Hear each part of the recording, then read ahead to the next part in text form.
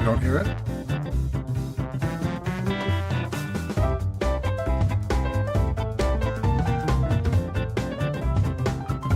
It's like I can hear it on your side, but I don't hear it. Do you hear it, Marty? Oh, I hear it. Yeah.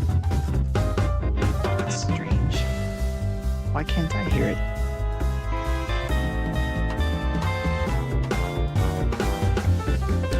I hear you guys talking, but I don't hear the music. I hear it. That's interesting. Here we go!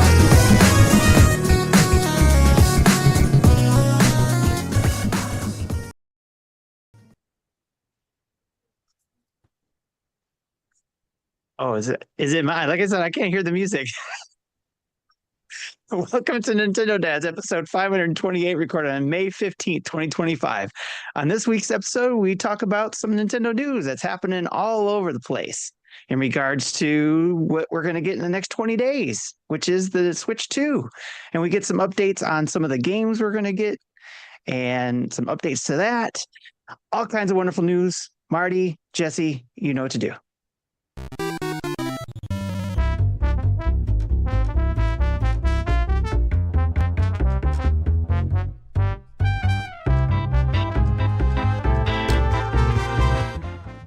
What's up, everybody out there in podcast land? It's Marty here with Nintendo Dads. It is the 15th of May, 2025, also known as Marty Day around the world because it's my birthday. And so whatever rambling goes on in the show tonight that comes out of this mouth, you have to take it because it's my birthday. Yep. So there. It's just Anyway, the Marty show today. It's episode 528. Everyone is freshly back from PAX East. You survived air travel in Boston. I do need to know, however, Tim, while you were there, did you partake in Boston baked beans? No. I didn't even think of that. Why? Because I was thinking of lobster. Did you have a lobster roll? I did have a lobster roll. Yeah. It was it good? delicious. Yes. It was delicious. I'm glad it was delicious. A little bit of a spin on it. It was called a lobster melt, but it was still fantastic. So they melted lobsters down. Yes, they melted it down. It was just poured it over some bread. Yes. I don't know if that's it was chunks really of lobster with a butter cheese sauce all over it that was melted, and it was delicious. Okay, so chunks of lobster, I'm out. I don't do seafood. Well, that's butter what a cheese lobster roll sauce. Butter cheese sauce. Yes. If they would do a chicken version of that, if they would have a chicken roll, yeah, with the butter cheese sauce, they I'm may. all there. They may. So totally embarrassing story, right? I'll just go on and tell on myself. The very first time I ever went to a Brazilian steakhouse, we went to Texas Day, Brazil back in, oh gosh, it was probably 2019-ish. I'd never been to anything like that, right? And so I was just there for the meats, and they were like, hey, you get the salad bar too, and I don't eat salad. But I thought, well, there'll be something up there. You know, there'll probably be some crackers or bread and cheese. And so I go up there, and I notice this, like, vat up there. Like, it's covered over. It's got steam rising from it. I'm like, ooh. That sounds dangerous already. It was not labeled. I'm going to go ahead and tell you that. It was not labeled. Now, everyone else in our group says it was. It was not. Okay. It was not labeled. And I got a big, they had a little bowl of it, right? And or actually, no, what I did was I took the mashed potatoes that they had on the bar, and I poured that over. I was like, oh, it was orange. So what do you think it is? It was orange. It was a vat yellowish of it? yellowish orange. Okay. On Lobster a buffet. bisque? What else could it be?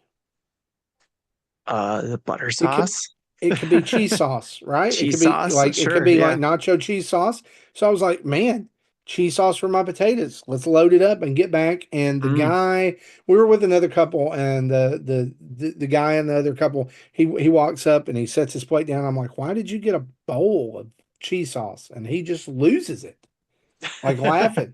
And he's like, what are you talking about? And I was like, the cheese sauce. Why did you get a bowl of it? And he's like, Marty, that's lobster bisque. Yeah, I got it right. And so every we go every year. That's like we go to that's our birthday because there's several Yeah, of us who have a birthday in the month of May, and we go for the meats. As we call it, the meat trip every year. You know, right. we go on Friday because it's half price and we're cheap, and you get it all for half off. And so every year they're like, "You're gonna get some cheese sauce. You're gonna get cheese sauce." I'm like, "No, I'm not. This is lobster bisque. It's That's gross." funny. Anyway, uh, everybody makes mistakes, right? Right. Joining me on the show this week is Tim. Obviously, you've already heard Tim. Justin Where? maybe Where? maybe swooping in a little bit later. He's had some things that have tied him up. He's planning to try to be to connect with us in a little bit. But we're going to go ahead and kind of kick off here. Tim, I've rambled now for a good 2 minutes about my stupidity and cheese sauce and lobster bisque. How are you, buddy? How are you? I am doing good. I'm doing pretty good. It was interesting to get back to work after coming back from Boston and then having a couple Mm, days off after to recoup from that trip. yeah, uh, but yeah, going back to work was, just dove right in, and man, it's been busy the last couple days, but I'm glad it's a short week for me to be able to, tomorrow I'll be done and just be at work for three sure. days. But yeah, no, And if you want to hear about the guys' trip to PAX East, there is right now on our YouTube channel, there is part one of an uncut, unfiltered, kind of like would you call it a vlog of your time there at PAX? well, A video diary? Is that what it the was. cool kids are calling it now? Well, no, I think it was just we're sit down and able to generally podcast, but obviously together in the room. And it was uncut because we all weren't able to bring our tools with us, like on a laptop or anything Sure. like that, to be able to get it out the way we normally do. So it was just basically, let's do a one take, one run, just kind of cover what we did that Yep. day at PAX East, and then we were going to try to post it the same day or the next day, but internet sucked, so Yeah. eventually got posted. So Day one of that is available right now over on YouTube for everybody. Day two, Let's Discuss, will be available tomorrow at 2 p.m. as well. And we've got some brand new first looks and things over there. Things have been a little slow over on the YouTube channel, let's be honest, lately, because honestly, everybody's kind of holding their breath, waiting for Switch 2, right? yeah. And so Well, we it's not haven't. only that, it's also kind of we've been a little bit more picky about what we've been Yeah, yeah, that too. recording. Yeah. That too. I mean, there's some live stuff over there. Tim did some responses about cases that we're going to use, right? Yeah. That was in response For to somebody asking a question about Yep, that from for us. Yep. Nintendo Switch 2. Last week's episode 527 is there under live as well because me and Justin we kind of rigged together this makeshift raft and floated the podcast seas that way. So hey, here's the good thing though. Everybody's kind of back in pocket, and we don't have to sing the bumper music this week, even if Tim can't hear it. But we've got news to share with you, as well as some other things. So let's head on over there, shall we?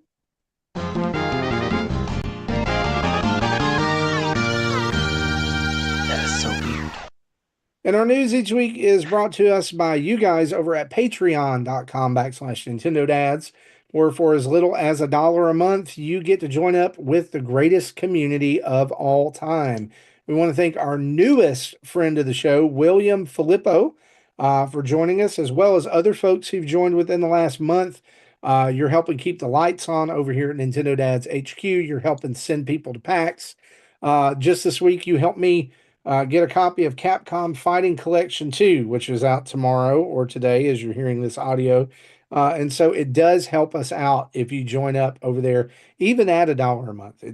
Every little bit helps. So $1, $5, $10, $30. You can $30. You can become a patron, or I'm sorry, a producer, Patreon producer on the show. You get to come on the show, hang out with us. $10 gets you pre and post show audio.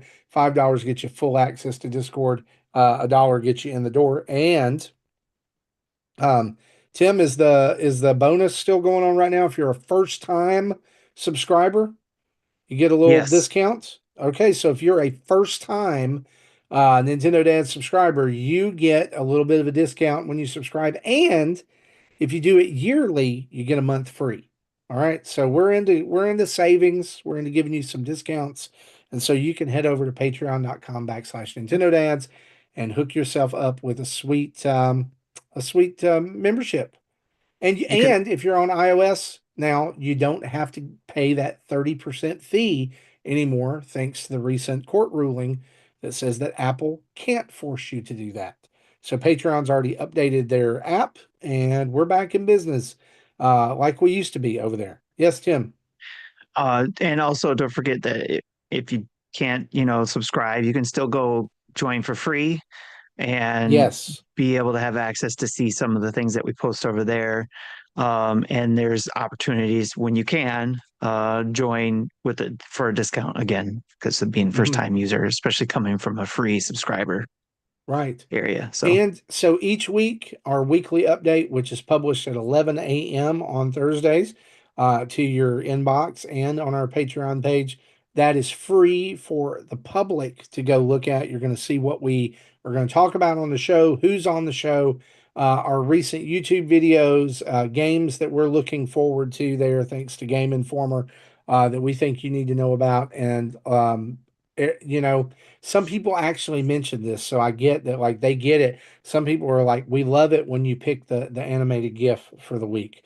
yeah, It's just it's really helpful.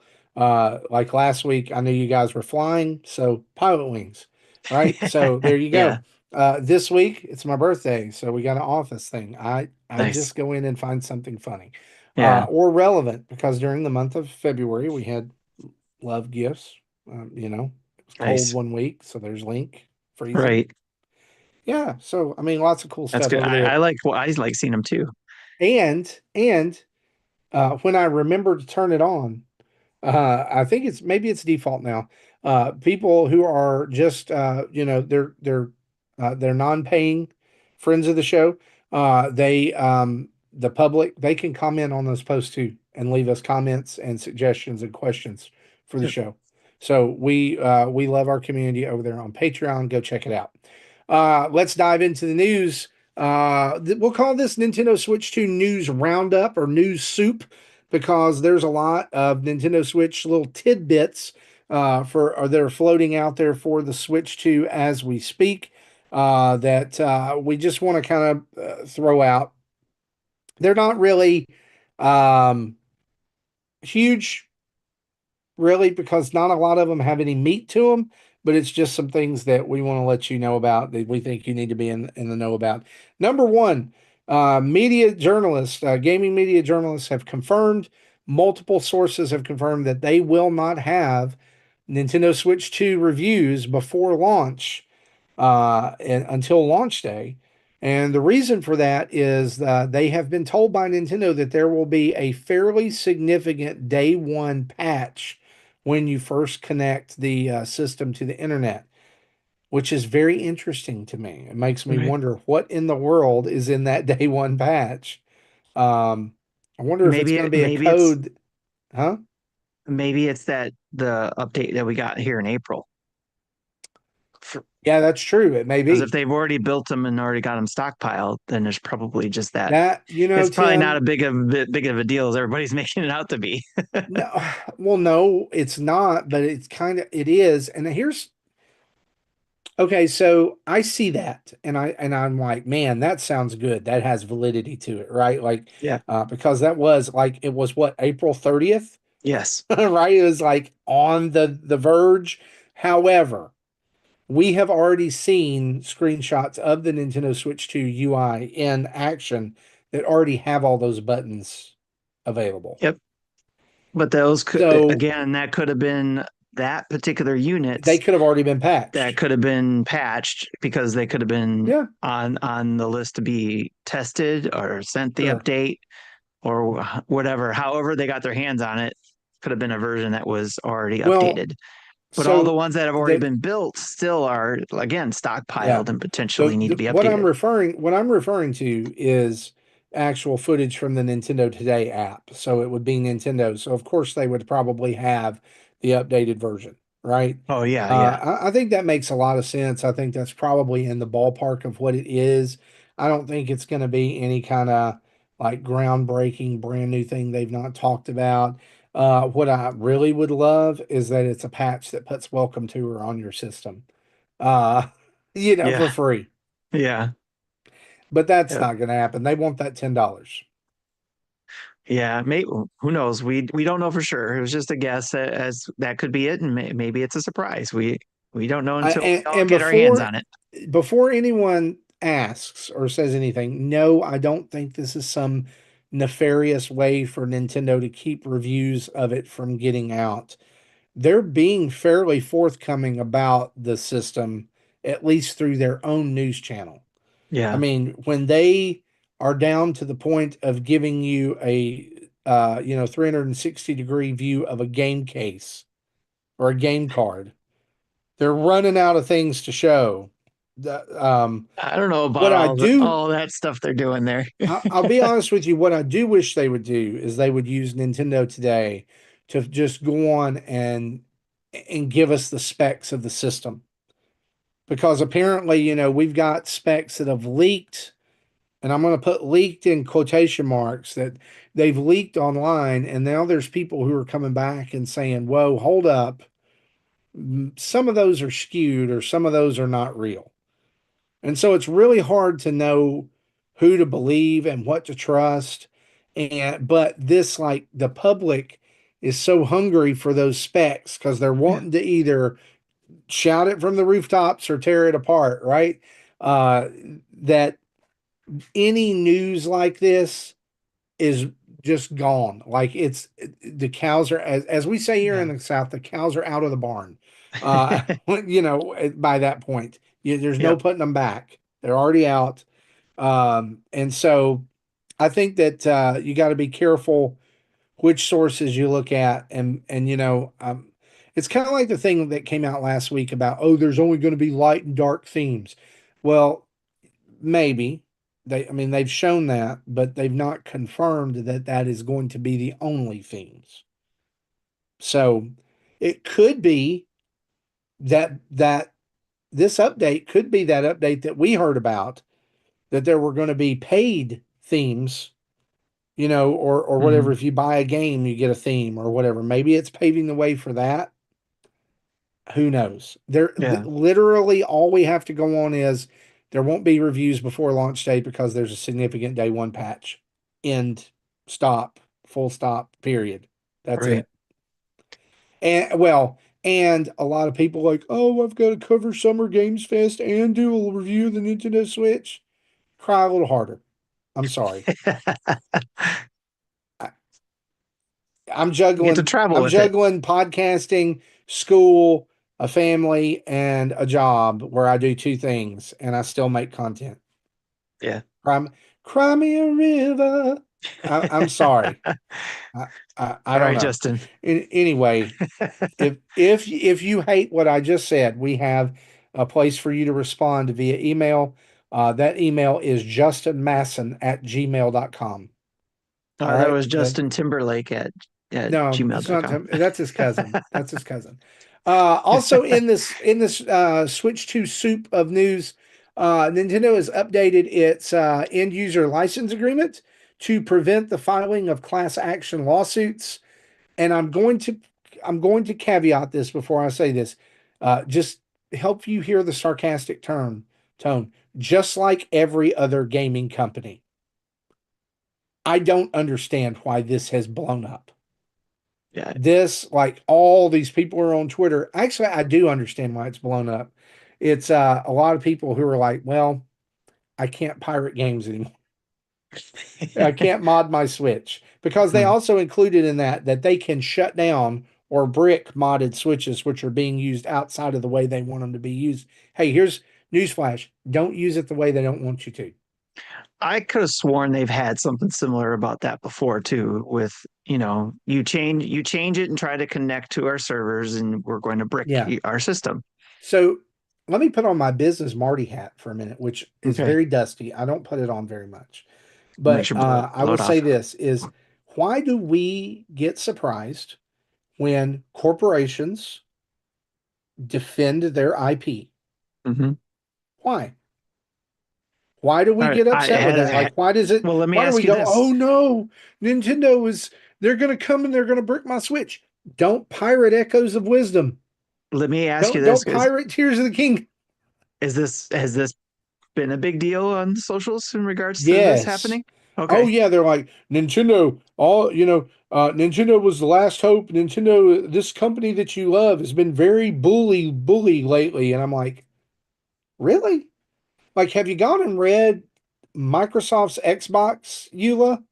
Have you read Sony's PlayStation EULA? Because guess what? I Googled them before this, and in all that text that nobody reads, it already says on those two, the other big two, Yep. yeah, if you do these things, we'll brick your system.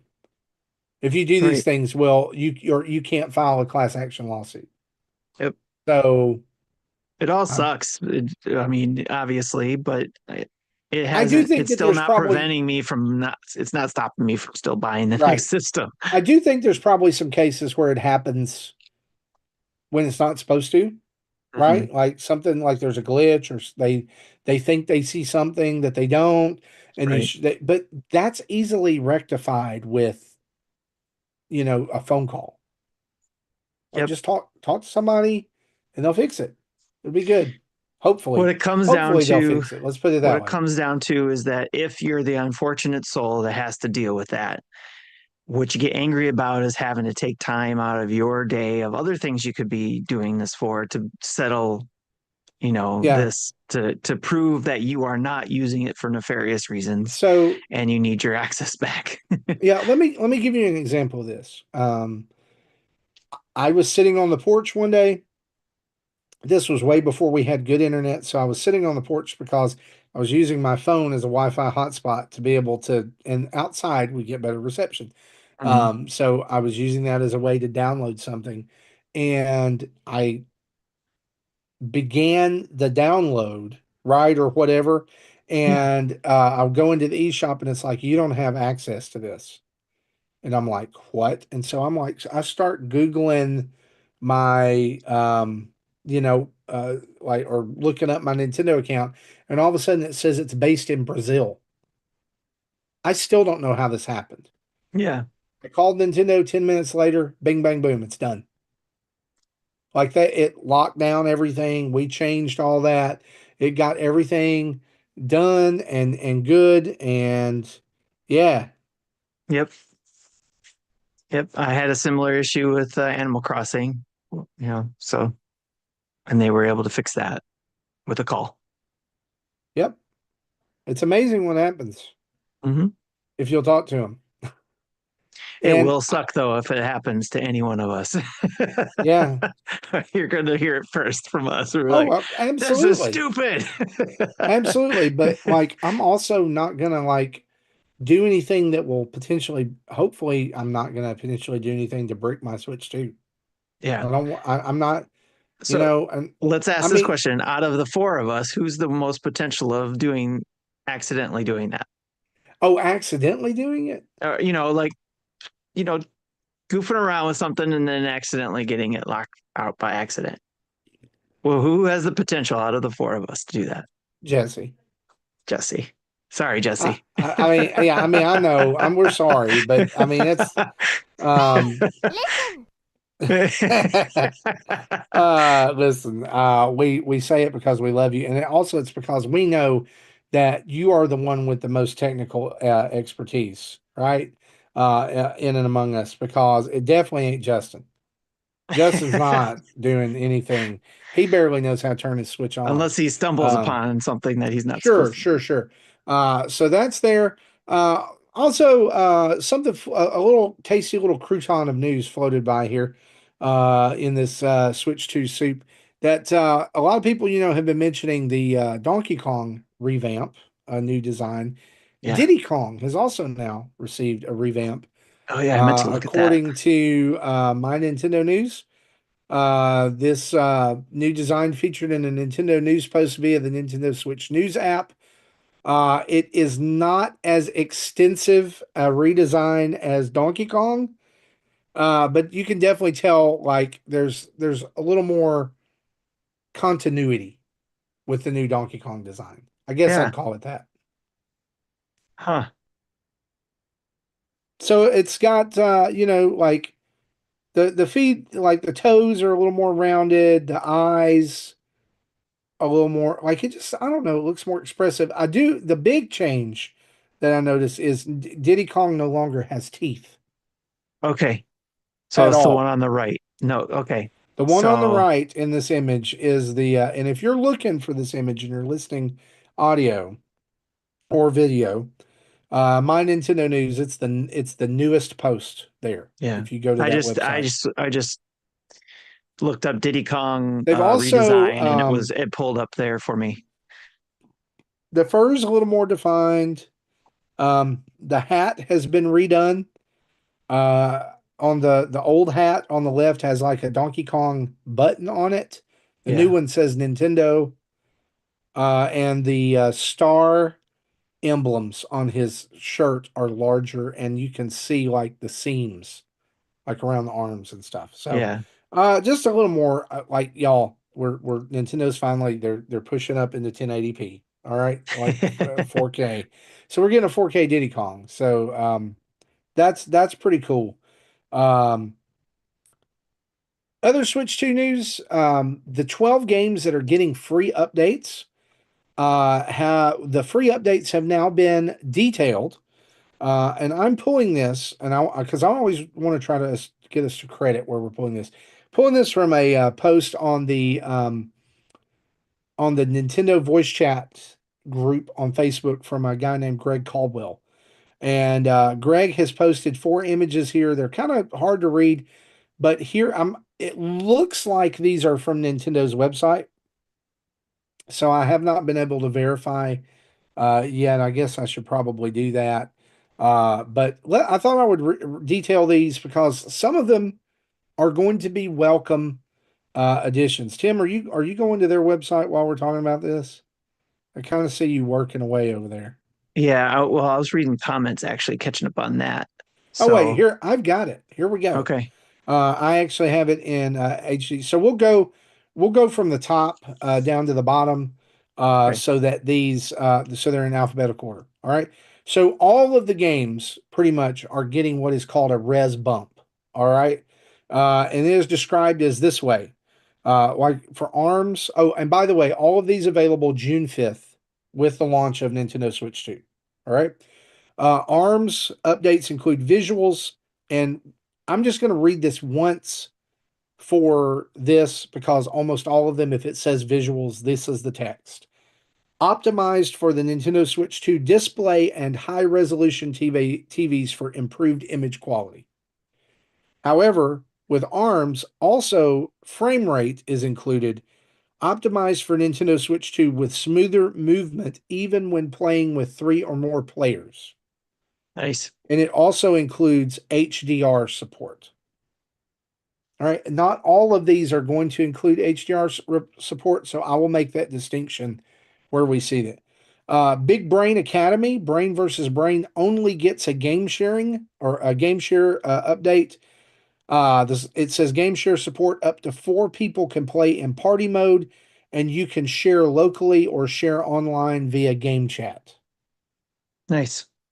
Captain Toad Treasure Tracker is getting the visual res bump. It's also getting HDR support.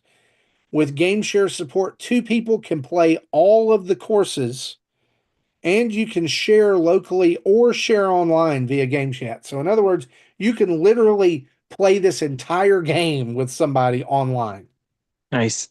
which is really cool. Yeah. And updated visuals. Clubhouse Games 51 Worldwide Classics gets the game share support. Up to 4 people can play 34 games. Nice. It's about Which, by doggone the way, time. if you think about this, if you remember the Clubhouse games before, there were not that many games for four No, there players. weren't. We So played this that on is, the we played that on the Friday night NSO yeah, nights. I'm So, and hoping that we this, only had like just a few, maybe even not even a handful of games that yeah, where we could I'm play four excited at a about time. this. Also, this one's also available to share locally or share online via game chat. So you'll be able Nice. to play all of those 34 games. Game Builder Garage visual update and supports Joy-Con 2 mouse controls. I think that's Sweet. huge. That is huge. So let me throw out my big conspiracy theory here. Mario Maker 2 is going to get mouse controls I and an thought they already additional said that. mode. Nope, they did not. Okay. Mario Maker 2 is going to get that plus an additional game type, and it's going to come at a cost. It's going to be $19.99. I promise. Maybe I'm Okay. wrong. I would love to be wrong about this. I would love for them to have already confirmed mouse controls, but this, I think Mario Maker 2 is going to get a pretty substantial update for that. Yeah. New Super Mario Brothers U Deluxe is just getting a visual upgrade. This one's interesting.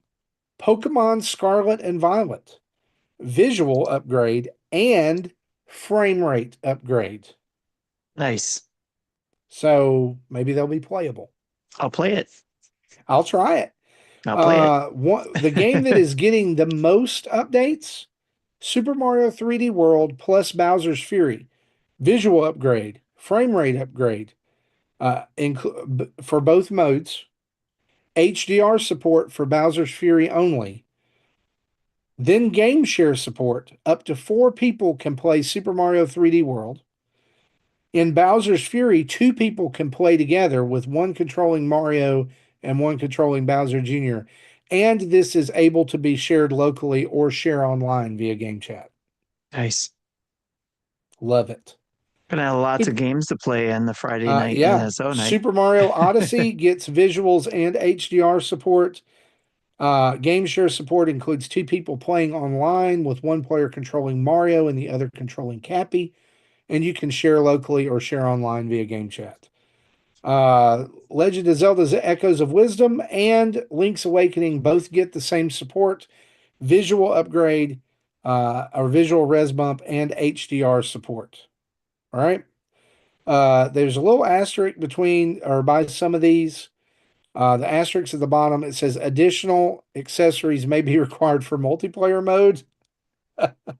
And HDR compatible display is required when playing in TV mode. So Nice. there you go. Yeah, So again, Ninfrendo mentioned a couple things there while you were reading those off. He okay, said poker needs an update in that fit club games, which I agree. And then hopefully that's part of that list of multiple players there. And then Pikmin needs mouse controls. I agree. And I think that what we'll see is Pikmin 4 will get a Nintendo Switch 2 edition. Yeah, that's when I'll play that. Possibly a little bit later, but it'll possibly be like the Zelda ones where Nintendo Switch Online subscribers get it for free. That'd be nice. Right. I completely agree. I will say that right now you can go to Nintendo's website and see these updates, but when you go to about the game, um, there's no extra info. All right. Interestingly enough, too, there about half these games have demos available.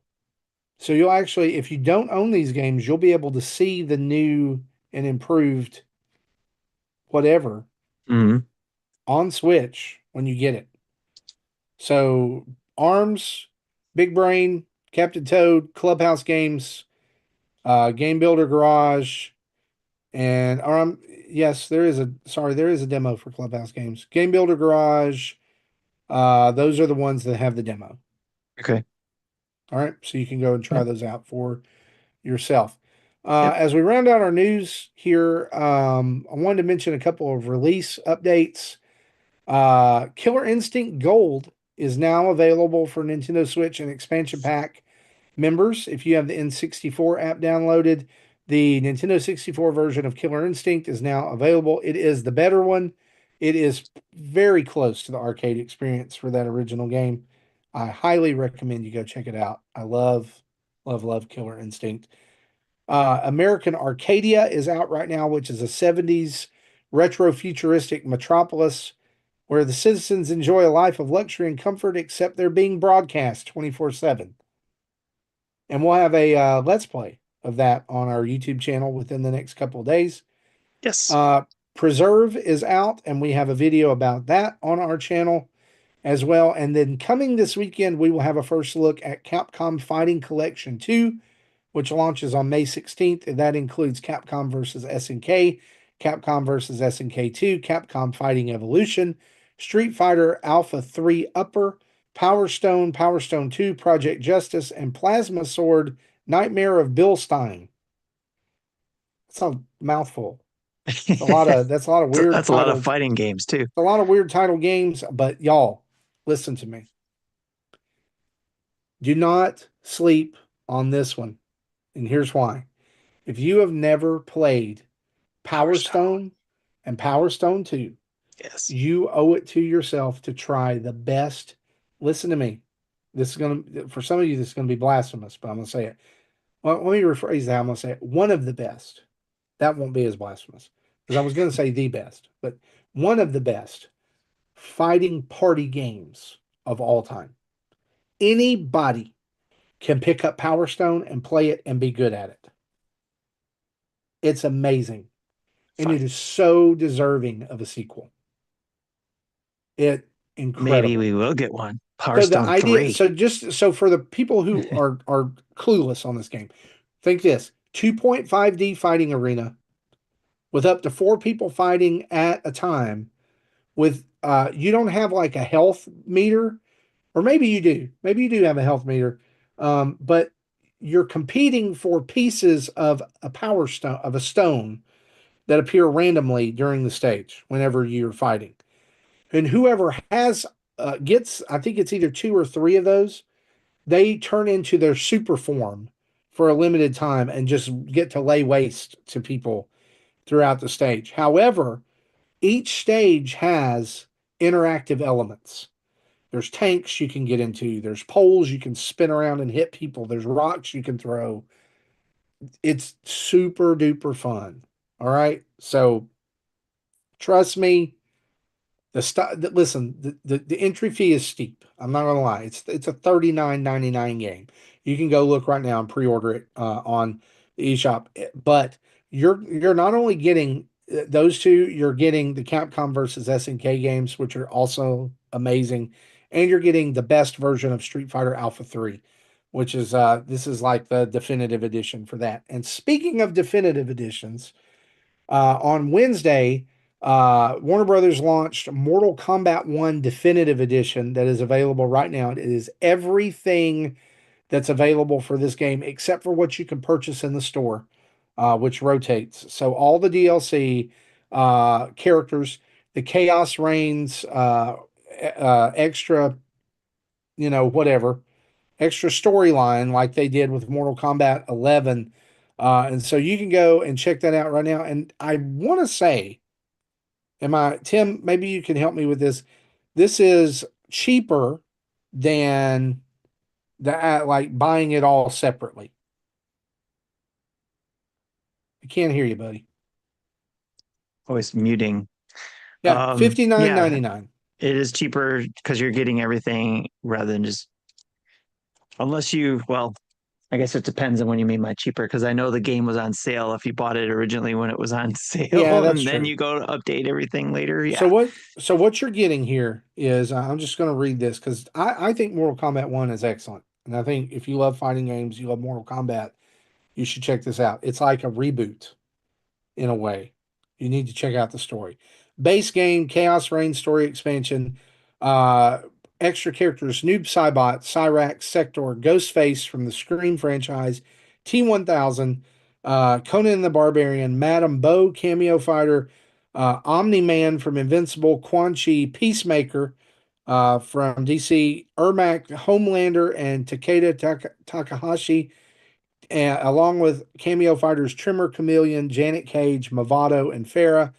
You also get the John Claude Van Damme skin for Johnny Cage, 1,250 Dragon Crystals, Mortal Kombat movie skins for Johnny Cage, Shao Kahn, Katana, Scorpion, and Sub Zero, Tournament Liu Kang skin, Havoc Instant Unlock, Cameo Unlock Pack, Shang Tsung Fighter, Chaos Reigns pre order skins, which include Wedding Scorpion, Ultimate Mortal Kombat 3 Sub Zero, Empress Melina, and Ultimate Mortal Kombat 3 Noob Saibot. That's a ton of characters.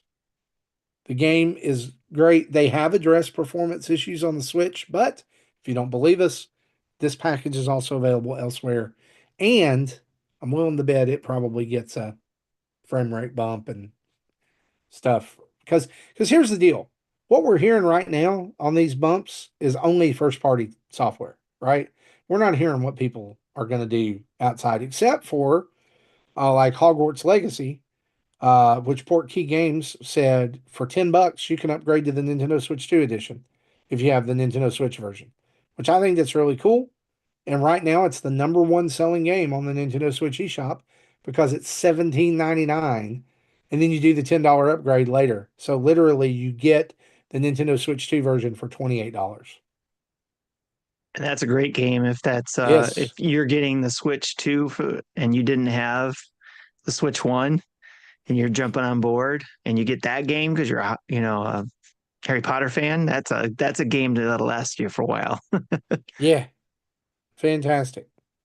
I hope more companies will do stuff like that and not be predatory about these updates. Yeah. That'd be great. So, just some out later stuff that we want to talk to you about. I'm not going to read all the games here, but y'all, at least 20 some odd games are going to be available for Switch 2 on launch day on the 5th, including that. That does not include those 12 games that I just told you about. They're getting day one updates. Um, but some other games, they're a little bit further than that maybe you've forgotten about in all the Switch 2 hype. Date Everything is out, and these are all, well, I'll make a distinction when they're Switch 2. If not, they're Switch 1. Date Everything is out June 17th. Lost in Random, The Eternal Die is also available that day. Tamagotchi Plaza is Switch 2 and Switch on June 27th. Patapon 1 and 2 Replay, July 11th. Tony Hawk Pro Skater 3 and 4, July 11th. Donkey Kong Bonanza is out on July 17th. That's Switch 2. And Tim, we cannot forget, Madden NFL 26 is out on Switch 2 August 14th. Yeah, you know who put that there. Yeah, you, absolutely. Exactly. So I So hope excited you're to get ready that. for this, by the way. We are going, here's the deal.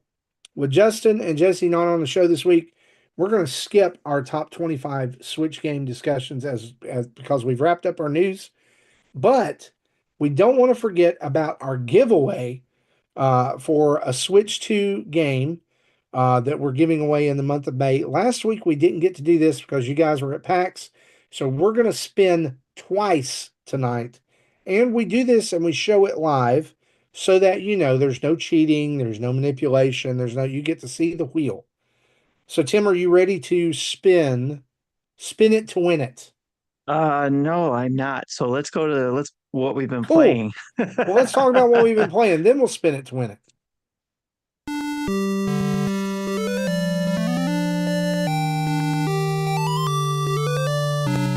Because Yeah, I'm I sorry. got a new no, it was a new computer and I forgot. So That I don't look, it didn't that's save the always list or anything you're like that. doing the right thing. Always blame the new computer, right? Yes. Always blame the new computer, and whatever issues you're having, that's exactly what the problem is. It's a new computer. So, um, Tim, I'll go first since you're looking that up. How about that? Does that sound Okay, good? sure. So I've been playing a lot of old games, and by old games, I mean games that I need to finish or games that I'm currently live servicing. So I've been playing on a Power Wash Simulator. Surprise, surprise. Another game that I hope gets a update on Switch 2 that makes it a little bit better. Powerwash Simulator. I realized a few months, like about 2 or 3 weeks ago, that I had left a lot of bonus jobs undone, and so I'm working my way through the Muckingham files and all the DLC, Oh, and the what? they're the The Muckingham files. Muckingham So files? if you've not played that, then you wouldn't know. The Power Wash Simulator is set in the fictional town of Muckingham, Oh, okay. which has apparently all the people there are huge lazy slobs because everything's dirty Okay. and everything needs to be cleaned. So there is a story to this game, which is I love. It's bizarre. It Yeah. goes into aliens and all kinds of other stuff and conspiracies. But anyway, this is real post game content that is there that kind of like adds to the story after you know what happens. Um, and so I've been each one of those packs is 3 washes or 3 jobs, and I kind of feel like they classify it as like either small, medium, large, or easy, medium, hard. Okay. Um, and so it like I'm working my way through those. So I finished the first pack this week. And again, Power Wash Simulator is such a zen game. I love it. Life has been stressful. I'm getting a break from school right now for a few weeks. I do have to take a summer class. But like having that break and being able to just relax and power wash for a while, fantastic.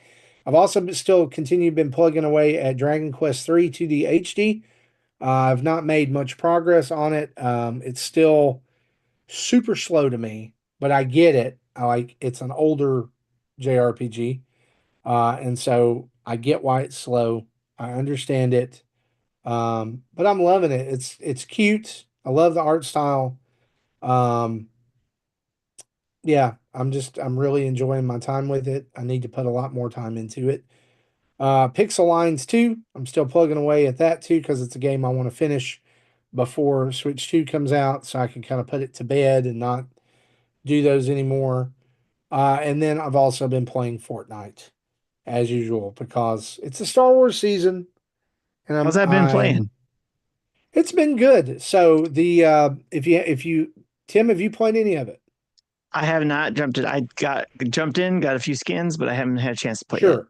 So the all the weapons in the game have been removed, and they're Okay. all Star Wars weapons, and they all have unlimited ammo. Seriously, like for the first time since Fortnite has existed, ammo boxes have been vaulted, Okay. which is crazy. So That is crazy. all the weapons are Star Wars weapons. There's long range blasters, sniper rifles, shotguns, and pistols, and of course lightsabers. You also can work toward light side or dark side alignment by completing quests.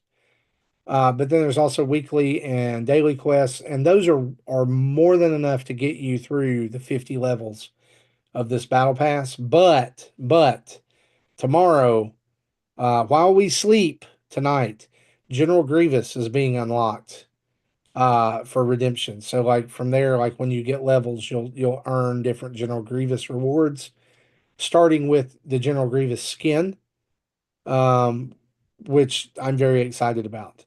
There is rumor that like he will have an alternate skin that will be Grievous before he was a robot, Ooh, like the interesting. whatever he was before.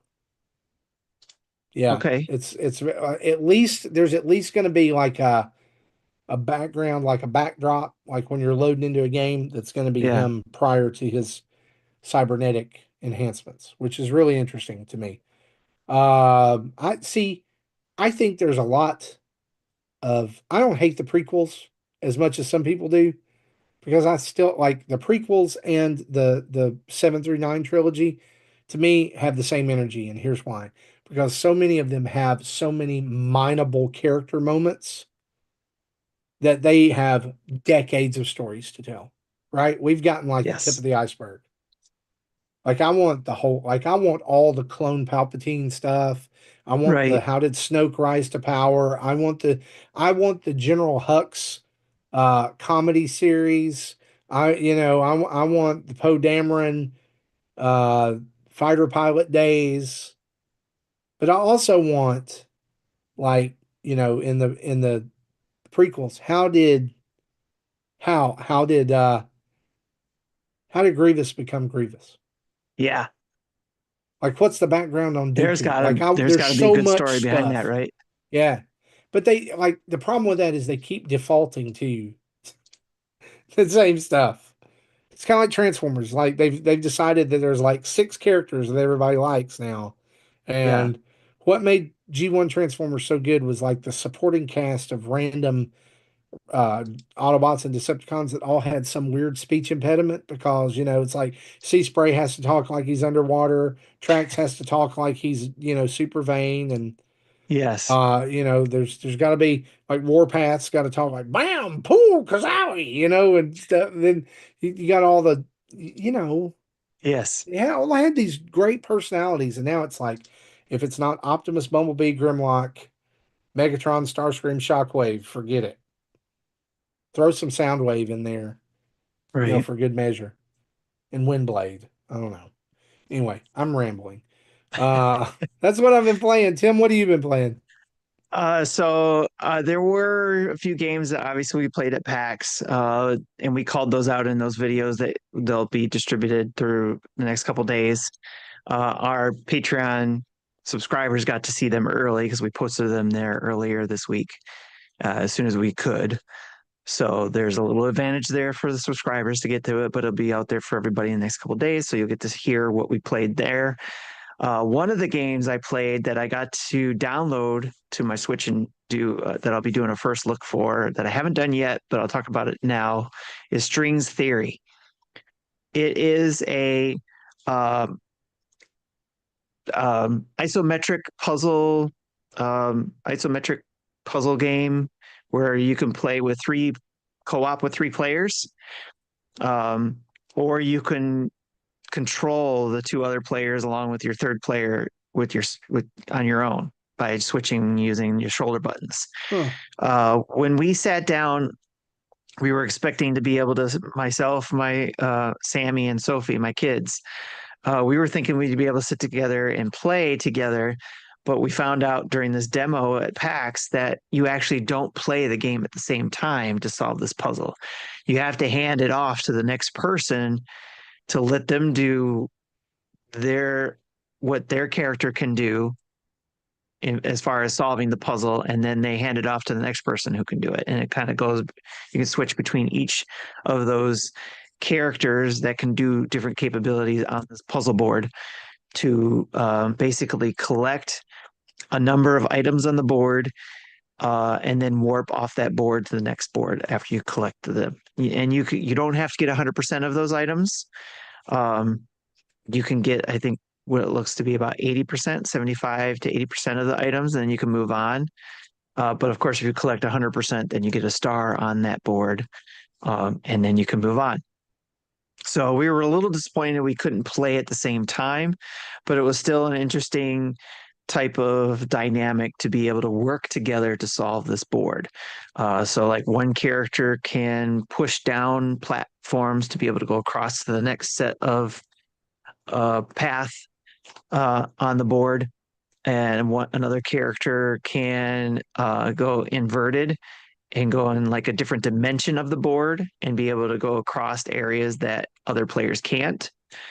And then we could only see those two because the third one, for whatever reason we couldn't get to play with that. So, but I downloaded Strings Theory, and hopefully I'll be able to share a first look at that, or I guess a let's play because I already got a first look at it. But I'll share it how that plays, and it's a good chill game to play.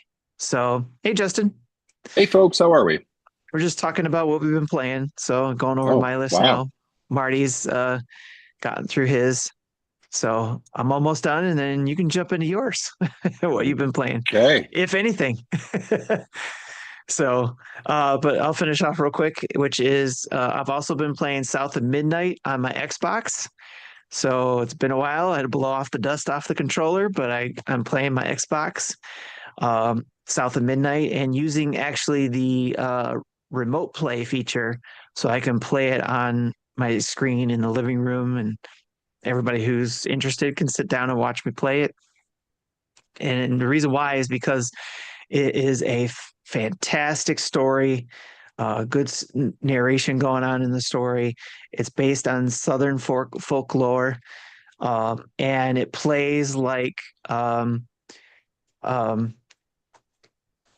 is it Insomniac's game? It plays like doggone it, I can't think of the name of it.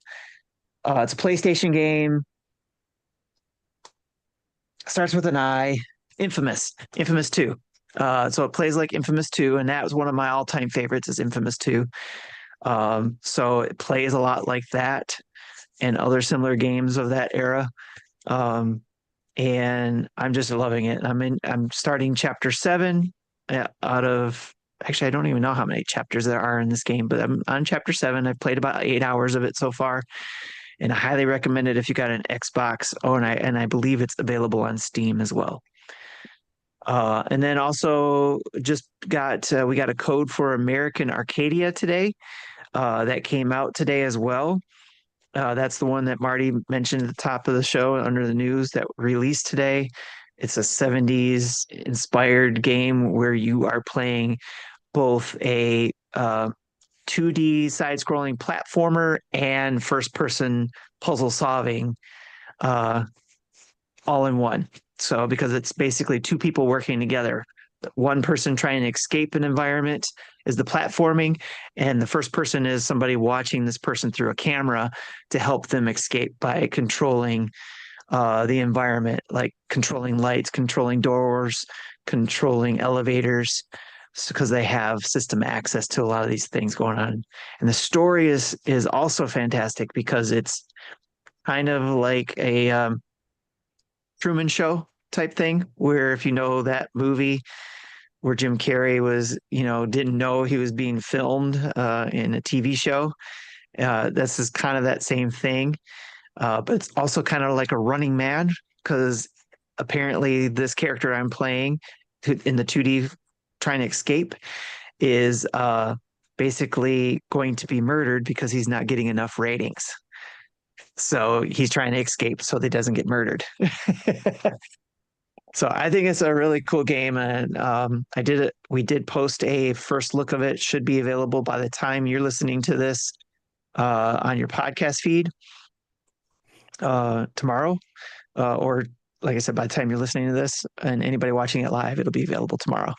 So that's American Arcadia, and that's $20 on the eShop, by the way. Cool. So those are the games I've been playing. We lost Justin while he was adjusting. If he gets a chance to come back, which I think he probably will, Yeah. we'll give him a chance to talk about what we've been playing. Well, why don't we do this while we're waiting for him to get back on? Why don't you spin? I can do the spin now. All right, Jesse, I'm going to share my screen. Spin it to win it. Just to get that going and share that screen. All right. He's back just in time. Just in time to see who we win. Did you see what I did there? Just in time. Just in time. All right. So we got to roll. We got to spin for 2. Okay. So Justin, you get to witness. You came back just in time. Spinny. Let's go. All right. So the first person to win a Switch game of their choice. That means Switch or Switch 2, by the way. Oh, yeah. Yeah. Rob Yapple. Rob Yapple. Rob Yapple. So if you're listening to this, make sure if you're in Discord, you come and let us know. Reach out to us in the Discords, and we will. One of us will get in touch with you or work with you on getting the game you want.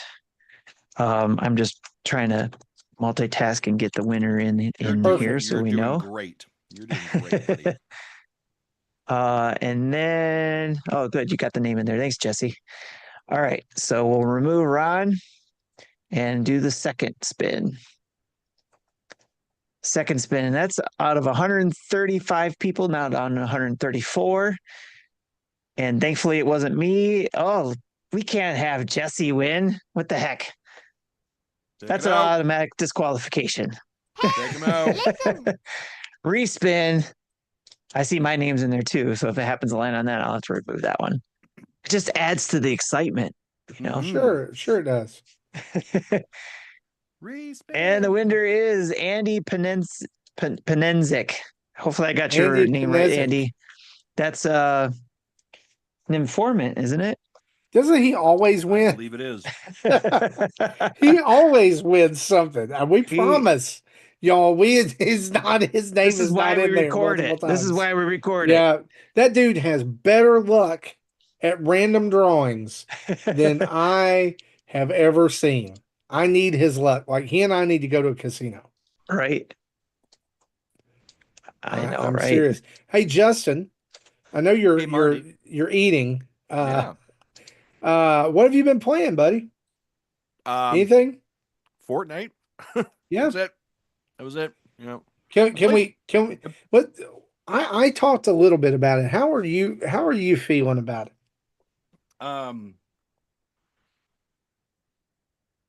Well, I'm at nearly level 29 or 30. Okay. I feel like I'm 3 rewards away from finishing the main battle pass. Okay, nice. It's not bad. I don't feel like it's done anything really new.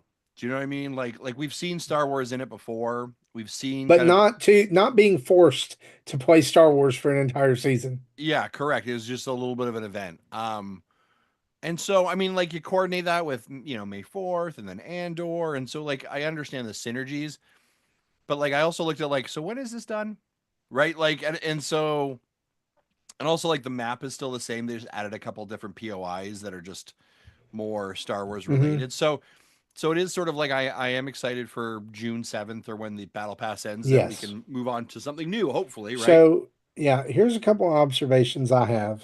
And I just mentioned the gameplay kind of loop beforehand. Number one, I am at a point where I can say that I think this is my least favorite chapter Fortnite map. Okay. Of all time. What makes it the least favorite for you? It's the getting around. Oh, okay. It's a pain. There's a lot of hills and a lot of like really high places. Yep. And it seems like it's designed to take you longer to get places.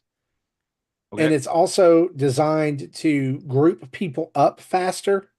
Which like I find like when you're dropping in, the POIs are so close together that like people clump up very quickly. That's fair.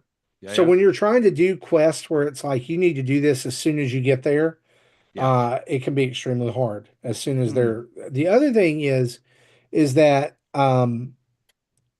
if you don't like the way this corporate synergy has made Fortnite for this season, you might want to consider finding another free-to-play shooter. Yeah. And here's why. Because I guarantee you this has made a bajillion zillion dollars for Epic and Disney. Yep. With people buying Mace Windu, because people were super excited about that. People buying the Darth Vader. I call it Car Vader. Carth Vader. That's what I went in to buy. That's what I went in to buy. Plus, they brought back all the old Star Wars skins. Yep. So they're preying heavily on nostalgia. It would not shock me if we didn't see another all Marvel season that is like full on like this, where they force you into a certain game type, and you have to play that. It would not shock me if, since we have Disney villains and skins and Pixar skins, if we didn't see many seasons of that later on. The newest rumored one is The Simpsons. having a Oh. mini season. Oh, interesting. Okay, because this is a Fox property, right? Yeah. Yeah, The yeah. other thing is this, and this will be my last thing, and I'm gonna quit being negative about it because I'm enjoying it. It's just it feels more of like a grind than it ever has before. Mm, My son mentioned that too. He was like, "I think we're out," and by we he means him and his friend group yeah. after this because they're looking forward to doing some more Rainbow Six, and I think there's is Siege X or something is coming out soon. Okay. And they're excited about that.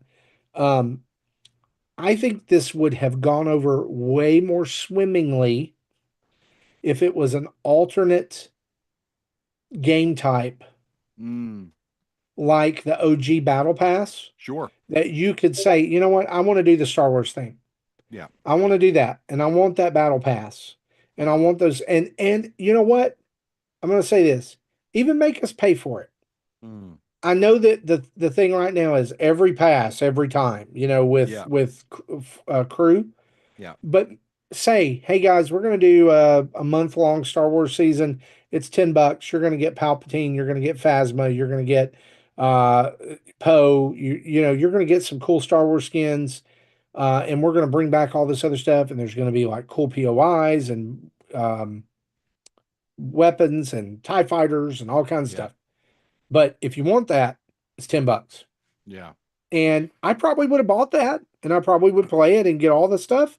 However, I think there's some people who would have just liked to tool around and have like make the OG pass the main thing for Yeah. this. And maybe flip flop them. I don't know. Yeah, Anyway, it's interesting. Like, and I do agree. Like, I mean, obviously, with the amount of money that Disney has put into, or the stocks and shares they've purchased into Epic, we are absolutely going to see more of these, right? Like, anticipate something for Final Fantasy. Anticipate something for Fantastic Four, right? Like all of these sort of tie-ins of the big Marvel and Disney properties and all those other ones. Don't be shocked by it at all. And I think your call for The Simpsons is quite good. Um, I find like that's right just a now, rumor I've heard. yeah. I'm I find like right now for me, it's sort of like it's the filler I have between getting ready for the Switch 2 is really what it is for me. And so gives you yeah, it's something to play for a few minutes, take the stress off, yeah, and like I can't jump into something else. And it's just yeah, I've got 10 minutes, so I'm gonna just play something, right? So sure, I got it. yeah, yeah. Yeah, I get it. Speak, speaking of like, did you guys talk about and obviously I'm late. Did you guys just talk about Nintendo has revealed what the 12 upgrades are going to be Yep. for the games? Okay, awesome. We got it. It actually came out right before we started, so that Love was it. really good. Okay. Justin, How, Justin, it's in the notes. It's right there at the top, right Not there, opening. I'm right, not opening. right I'm there. not open. Just got to I am that's open up. not. okay. Just Not Well, hit opening the those. open button. you may wanna open your notes because now that you're here, and Jesse has agreed to this, we're gonna loop back as we close out what we've been playing to our 1 through 5 top 25 Switch games of all time. So let's do it. I forgot about that list. Have you? Oh, I've got my list. Don't you worry. You've Don't got you your worry. list. Yeah, Okay. don't you All worry. right. Good deal. I got it. Cool. Justin, could you hear the music? Oh Did you yeah. hear the music? Yeah. I still can't hear it. I don't know why. Yeah. That's No, it's fine. interesting. I'll be right back in 1 second though. All right. Just 1 second. Okay. So while he's doing that, let us remind everybody what we're doing. Okay. We are counting down the top 25 Switch games according to us and our community. And we finally arrived here at the top 5. These have all been collected, as well as your lists have been collected, and they are going to aggregate to make our community's top 25 Switch games. I believe Jesse said a few weeks ago when we did this, when we did 6 through 15 or 14, uh, wonderful, that 140 some odd games are on the list. You're muted. There are now 159. 159 individual games. So, to that end, I would not expect everyone's personal pet game to get on there. However, there's been a lot of similarities, and we are going to take all that into account, aggregate it all together, and next week we will review the results from everyone's input and make our final list. We will announce our top 25 Switch games. So, to that end, if you have not gotten your top 25 list in, we need it. You Yeah, can email us at I only got 9 responses so far, not including the 4 of right. us. So, So send them in. listen, NintendoDads@gmail.com. You can send those in. You can DM us on social media, or you can put them in the Discord if you are a member of our Patreon community or Twitch Prime subscribers. You'll be in there. You can put them in there as well. Right, Tim? You shook I your can't. head. No, I can't do this anymore. I can't do this anymore because Justin's eating the candy of all candies in front of us. He didn't bring enough Coffee for crisp. everybody. He didn't bring enough for everybody. He's got to sit there and eat it in front of us like it's, just like he can go pick it off the tree Yeah. outside. But you can go to a shelf and get it in where you live. I have to beg for coffee crisp like some peasant all year long. Like, please send me coffee crisp. And This if is I'm also lucky, they're fresh. He double didn't bring enough doubles. for everybody, sir. Come on. No. This is also fresh out of the freezer. Nice. That Why do you do sounds this to us? For oxymoronic. that reason and that reason alone, you're going to be last in our snake draft. All right. So we're gonna start. You know what? It's my birthday. We're gonna start with me. All right, And birthday boy. we'll end up at you. All right, and I'll set the order from there. Top 5 Nintendo Switch games of all time. My number 5 game is Mario Kart 8 Deluxe. Fastest selling, best selling game in Nintendo Switch history. It is the champion, but it is not the champion of my list. I saw someone the other day, guys, that had put in over 1,000 hours in Mario Kart 8 Deluxe. Over, he was counting between 2 systems, right? That was Between Wii Josh U and 64, right? no, it was not. But anyway, it's a fantastic game. Still holds up. I'll probably still go back and play it some, just to play some favorite tracks, because guess what?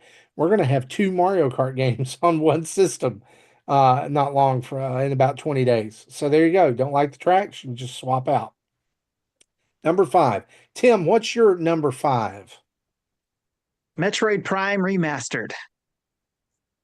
That is got to be in the top 25 because when they announced that coming to the Switch remastered, I'm still hoping for 2 and 3, but Yep. it's looking less likely every day. So, but yeah, it's But with mouse that is in my controls top that 5. could substitute for the motion controls from the Wii Yes, Absolutely. relatively easily, so it might come Yes. later. That's a good catch. That is good. All right. Speaking of which, The when real Metroid reason why we Prime- have mouse controls. yes, when Metroid Prime 4 comes out, my top 5 is probably going to change for the Switch. Yeah. Also, too, another reason that we've gotten mouse controls, all the Wii games, we can finally play Mario Galaxy 2 again. Yeah. Ooh. So there you go. All right, Jesse. Or for the first time. My number 5 is Pokemon Legends Arceus. Yeah, I've still said that is my single favorite Pokemon game of all time, of all those that I've played. So Nice. All right. it had to be in the top 5. Cool. Fantastic. All right, Justin, you get 2 picks. My number 5 pick. This is the first time I ever played a game in the series, and I was absolutely enthralled. And it couldn't have come out at a better time for the entire world. And of course, this is Animal Crossing: New Horizons. This is a game I really wish that Nintendo had supported and developed a longer term strategy than what they did. Mm-hmm. But in the time, like, let's like we definitely have to hold that like Animal Crossing is a very special game, and then for it to arrive when the pandemic kicked off, it created something very different, right? It created a level of community that was critical. I typically don't play like these levels of cozy games, and I was checking in every single day. I was doing my things. I was building. I felt like it provided direction and accomplishment. to be able to like work through some of the feelings during the pandemic. So, Animal Crossing New Horizons is my number 5, and I really hope that when Nintendo moves forward with the next version on the Switch 2, that it becomes like a legacy game for them, and they have a long-term roadmap, a long strategy, and they are really like when we think of like we think of Mario Kart World and the price tag for that. We all agree that that's an okay price tag because of likely the future value that we get for it. And Nintendo believes that as well in their pricing structure. I would really hope that Animal Crossing is treated like that as well. Mm-hmm. Yeah, I think that and like any other future Zelda game will likely all hit the $80. Yeah. My number 4 game. If you are part of the Nintendo dads, you've been here long enough.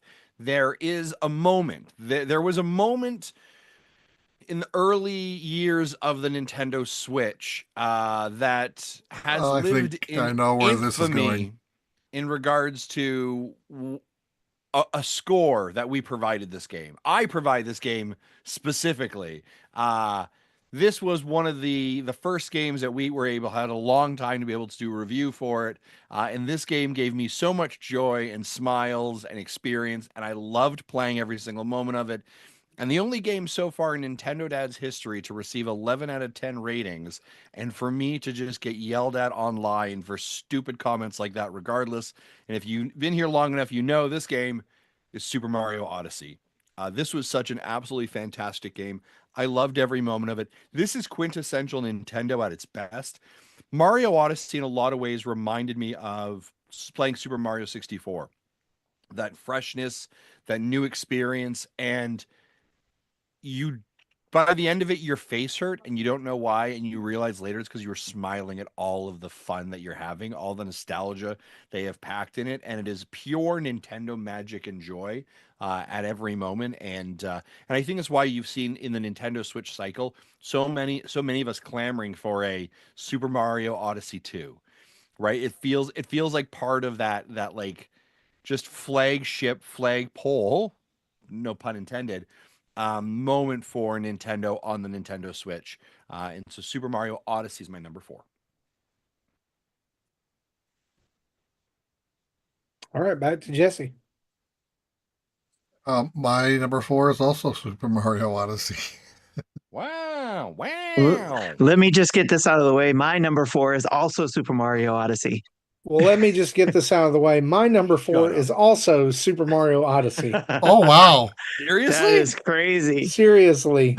I think that's like the only one where all of us agreed on the slot. That Wow. is That- definitely rare. It probably will never happen again. That is amazing. All right, That's so I will right. go back to, since I'll wrap around, it's my number 3, and that is going to be Super Smash Brothers Ultimate. No game on the Nintendo Switch, save for Powerwash Simulator and Enter the Gungeon, have had me come back to them over and over and over and over again. Besides Smash Ultimate, from the epic reveal of the game to the character reveals and the moments that provided us through 2 to 3 years, right? Yeah. Of the Switch's life. That game came along at a very weird time for me and my And family. don't forget Roger's guarantee that we would get Yeah, Master Chief on it. that's true. Ironically, I will always connect that game, and this does not affect the score at all. But that I will connect that game to having launched the weekend before we found out that Erin was pregnant again, and she had a miscarriage that week. And I remember that being like a coping mechanism to get through.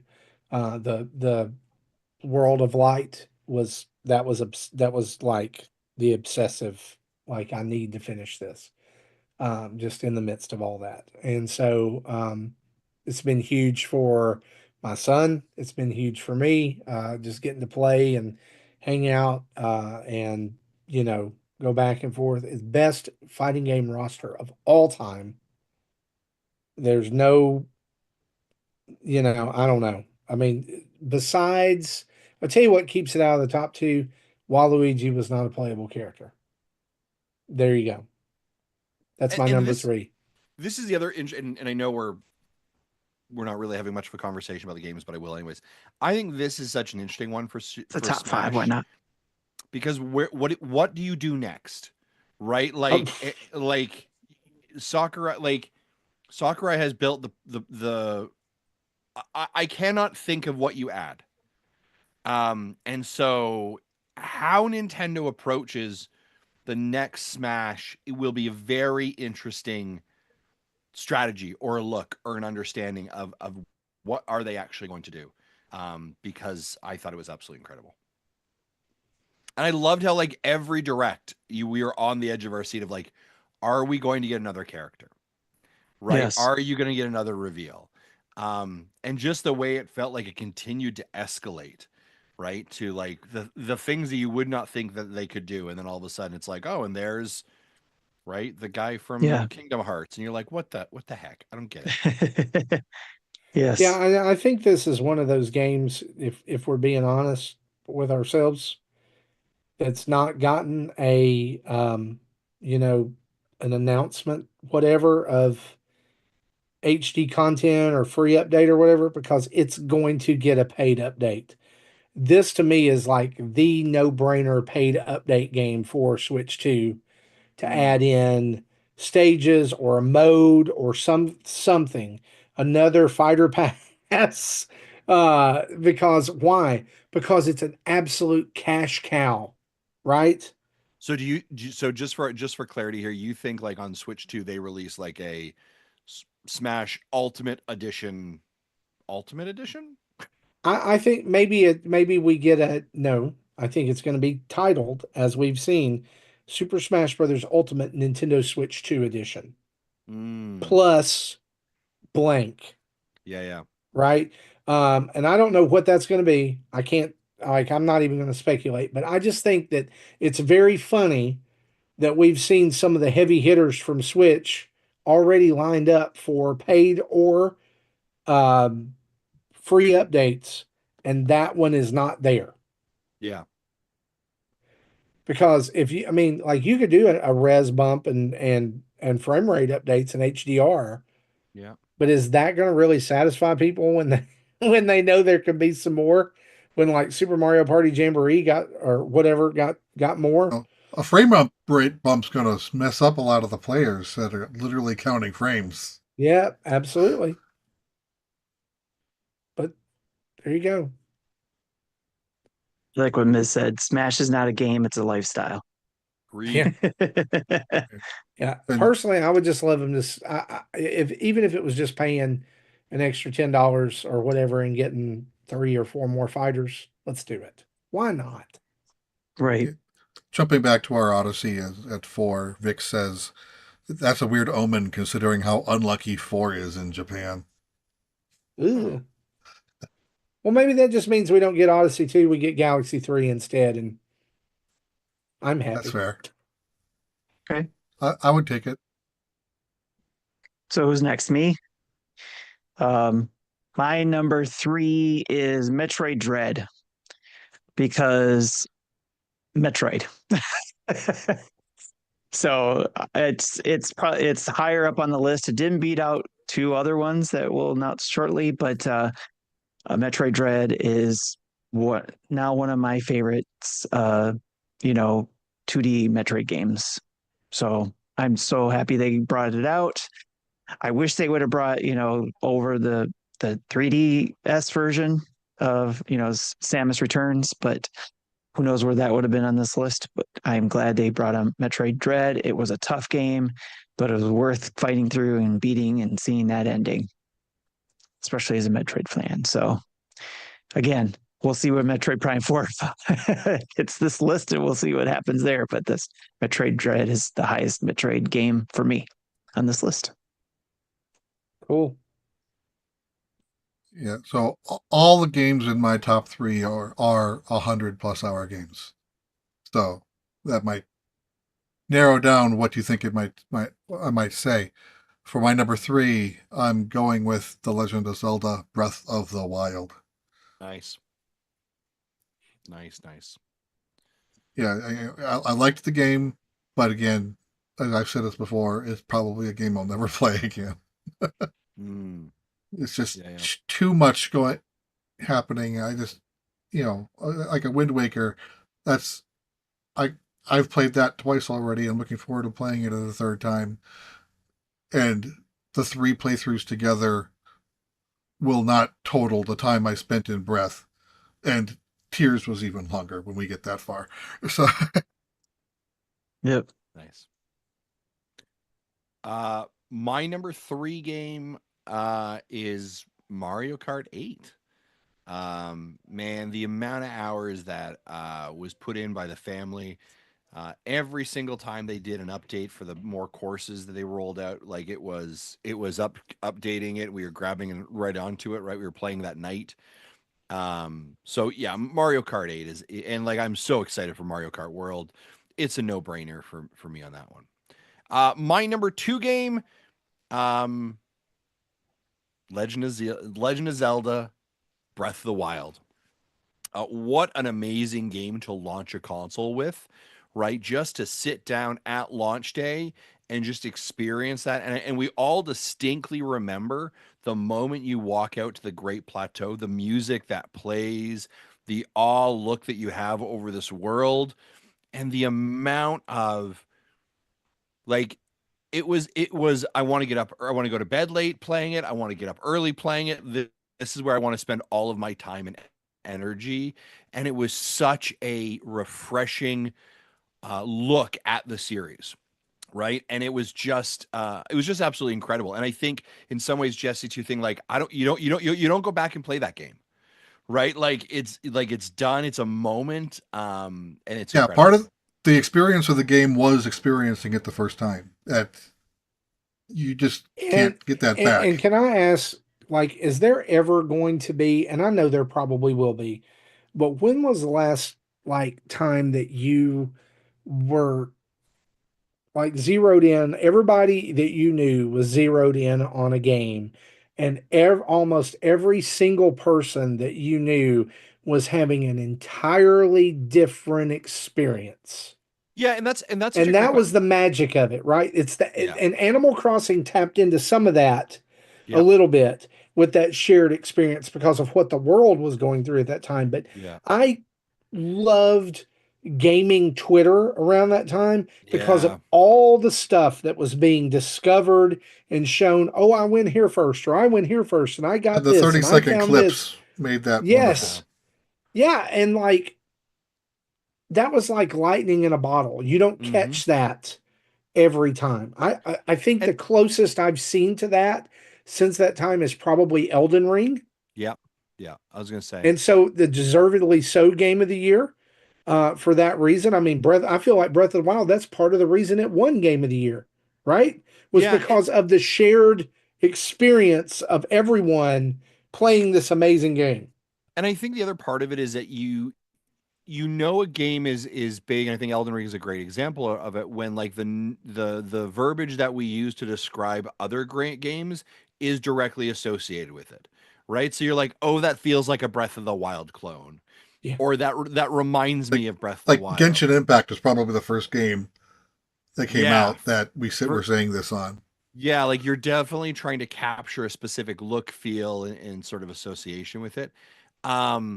Yeah, and then I think just the alignment of, and this is where a game launch and a console that shows off what it does so well is so critical, right? And I think you associate Breath of the Wild the same way that you associate Super Mario 64 with the N64, right? Like, okay, there's the connection, there's the thing that sells it.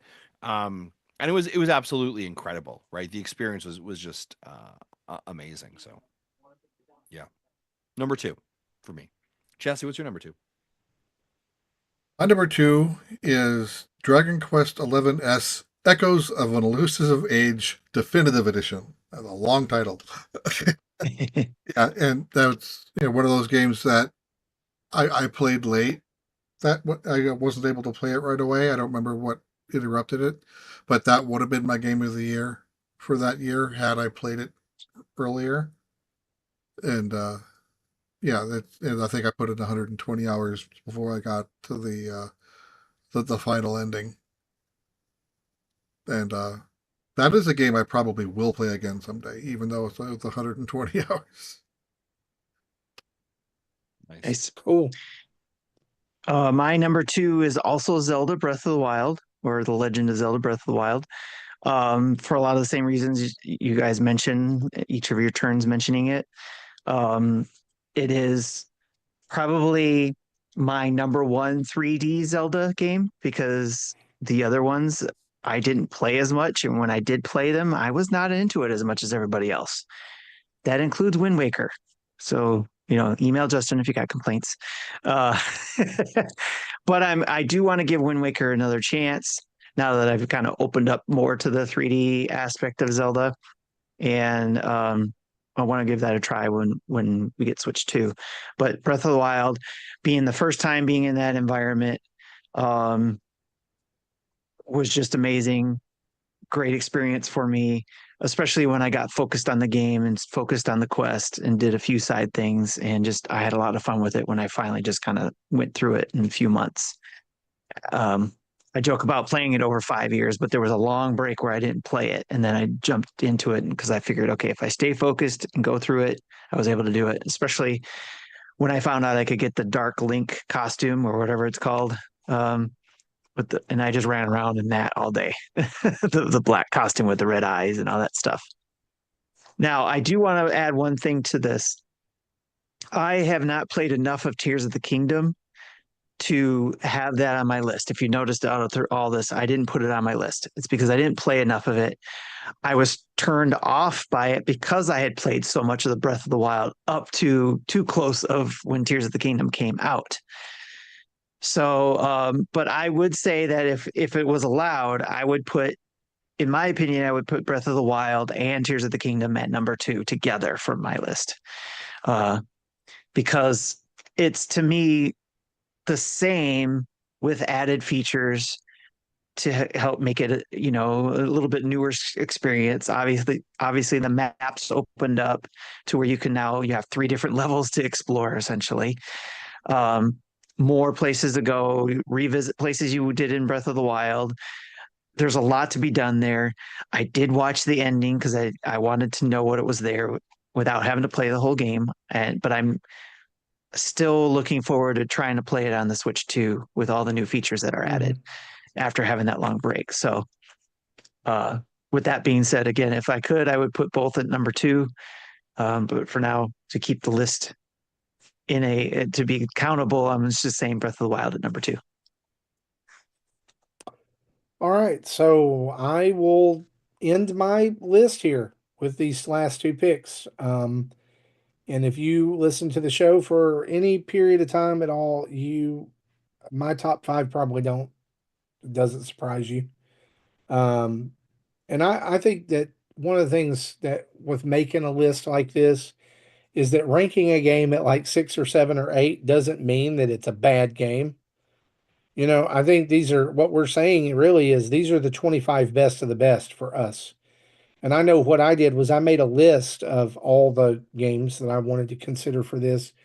And then my process is to go through that and to pit those games against each other. So to go back in my list, if which one did I enjoy more? Which one did I have more fun with? Mario and Luigi Brothership or Super Mario RPG? And I'll make a mark by the one that I had most fun with. Then I'll go down the list. Which one did I have the most fun with? Brothership or Clubhouse Games? Brothership or Dead Cells? That kind of thing. And whichever one gets the most marks, it's where it falls during the list. And then if there's a tie, well, I break that.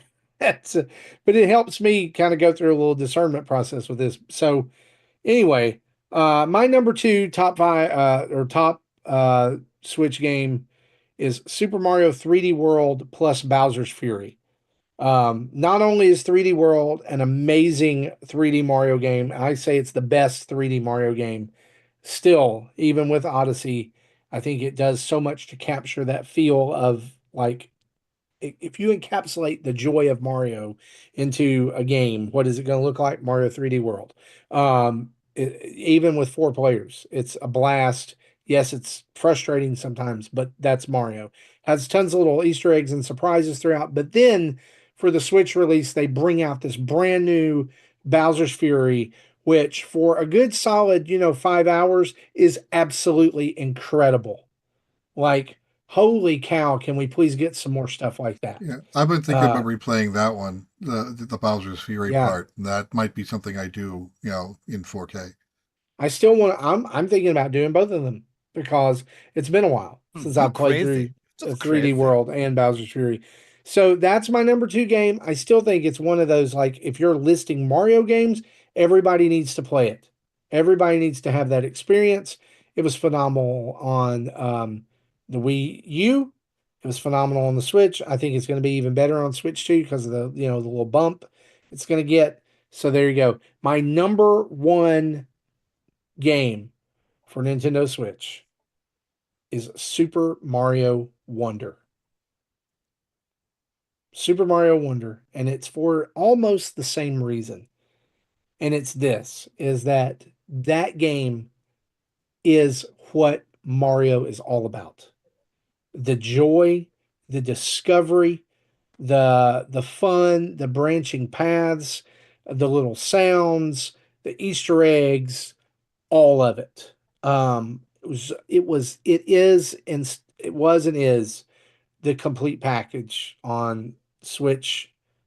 I am excited to see if perhaps it might get a little something extra with Switch 2. We never got like any DLC or anything with it. I would be super open to that. What I really want to see is them carry this new redesign of Mario that came with this game and Friends further out. We had the new Super Mario Brothers for a while that was kind of CGI, plasticky, whatever you want to call it, the corporate Mario. And then this looks like whimsy and fun and has a lot of attitude, personality is the best way to say it. And so it took a lot of the best of 2D Mario and congealed it all together. And for me, it's my top game. It was the game that I would dream about, like when it was leading up to the release. Like that's how I know I'm excited about something, as I start dreaming about it. And that was the game I dreamed about because it was just, and it ended up checking every box. So that's it. It's my number 1. Nice. Is it my turn now? That's right. My number 1 is Animal Crossing New Horizons. And just kind of like what you were doing, explaining how you came up with your list, Marty, I'll do a quick rundown. My list was impacted not only me as an individual, how I played after, it was the family went to bed and I was on my own and playing these games, how it impacted my memory of the Switch. But a lot of these games also impacted how my family interacted with me on these games or themselves playing the games, like Animal Crossing, like Justin mentioned during the pandemic. It was a huge factor in keeping this family sane when we were all locked in the same house. So for the pandemic. So yes, was that a factor? Most definitely. Would Animal Crossing been on the highest part of the list as it had been without that? Probably not. But it is what it is, and that's why it's number 1 on my list, Animal Crossing New Horizons, because of those factors with the family playing those games, the memories we have. We still have pictures that pop up in our memories about that game, especially when we shared it in social media, about the crazy stuff we did, or videos, the fun laughs and all that kind of stuff.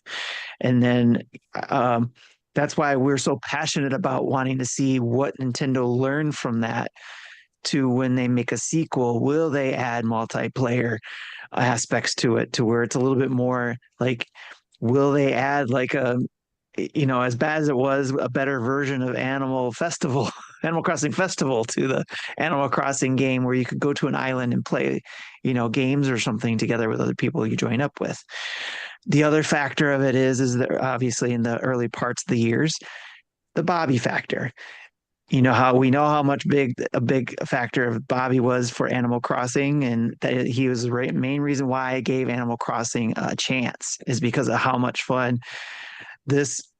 It's probably cliche to say this, but this big burly guy, this rough guy, talking about playing Animal Crossing, and with these cutesy characters and having a good time with it, and you're like, okay, I can give this a chance, and lo and behold, it was great. So and then all those memories that came with it with all the amiibo cards and helping him to get a pack when he couldn't find it. So there's all of those factors that play into why this is number one for me.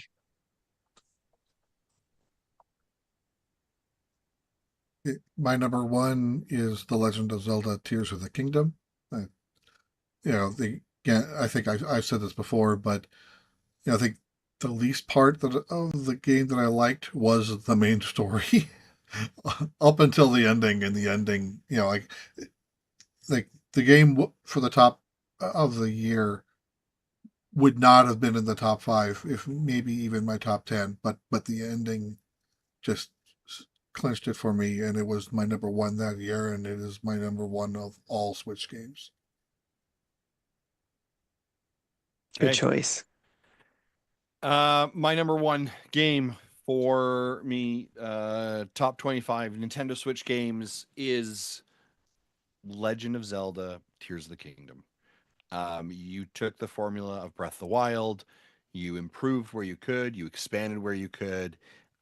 Again, going back to Marty's commentary before of like another game where for an entire 8 weeks, social media is flooded with, look at the thing I built. It took the sandbox idea and actually even made it bigger, right? With everything you could fuse together, build, all the kind of like Rube Goldberg mechanics that created around it as well. It felt familiar but different all at the same time. And what the heck does Nintendo do where you are able to literally jump from the top island in the sky, zip down through the main level and then into the depths, and there's no loading screen? Right? Like that game has had like 2 patches in the 2 years and it wasn't anything massive. Like just unbelievable what you could do with that and create, and it was just an absolute joy every moment of it. I agree. Let me ask you this question. For all of you guys, when we get these patches, these Switch 2 versions, is the game allowed to be on the Game of the Year list? That's a great question. I think, like, if it's new content, then the new content can count. Base game, maybe not. But if it's just like, say, 51 games, Clubhouse games, no, because all we got is new resolution, game sharing, and a few other tweaks, but there was no new content. Okay, that's my So I think that then there needs to be a threshold for new content, and here's why I say that. Because there is new content in Breath of the Wild and Tears of the Kingdom. It's called Zelda Notes. That didn't exist. So again, what I'm saying is I'm just playing devil's advocate. I'm just saying it is new content. But that's not in the game, that's in the app. But does it not unlock new story parts in the game? Like new little things you can find? I don't. There's the achievements part where now we have achievements for both those games. Yeah. Okay. Which I find really fascinating. Is now in the app, you can now have achievements for Breath of the Wild and Tears of the Kingdom. So, and then, of course, you can also share the plans on Tears of the Kingdom. And and you got the map and the steps. I'll say this. Kind of I personally don't feel like that constitutes as enough for it to be considered for Game of the Year again. Okay. If it were like a definitive edition or DLC, which I mean, we saw DLC be allowed to be up for Game of the Year. Yes. Right. Yes. If it was a full on new area, new story, new whatever, Divergence or whatever, then sure. Yeah. But like Kirby's getting new content, and Kirby's getting a new story. Yeah. That new content can count. Yeah. So I would count what getting Jamboree TV is new content. Right? Yep. Yes. So it could be considered again for like family game or whatever. We call it game of the year, right? But Right. and who knows what else? Like I fully expect this is going to launch. We're going to get through this first round of updates, and then there's going to be a big direct, and it's like, hey, let's talk updates, and then this and this and this, and then there'll be like a couple of big ones, and then some other handful of like, and we're updating these games too, just kind of like they did this time. That'd be fun to see for sure. Yeah. So who knows what we'll see? So that's our top 25 list. We're interested to see yours again. Email it into us at nintendodads@gmail.com, or you can leave it in the Discord, or you can send it to us in DMs wherever you find us on social. We would love to see your list. We'd love to help aggregate our top 25 list as well. And with that, guys, it is time to turn on the community spotlight. Do weed.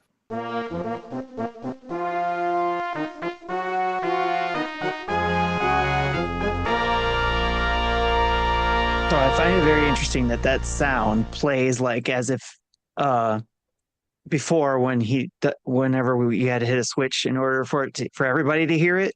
Uh-huh.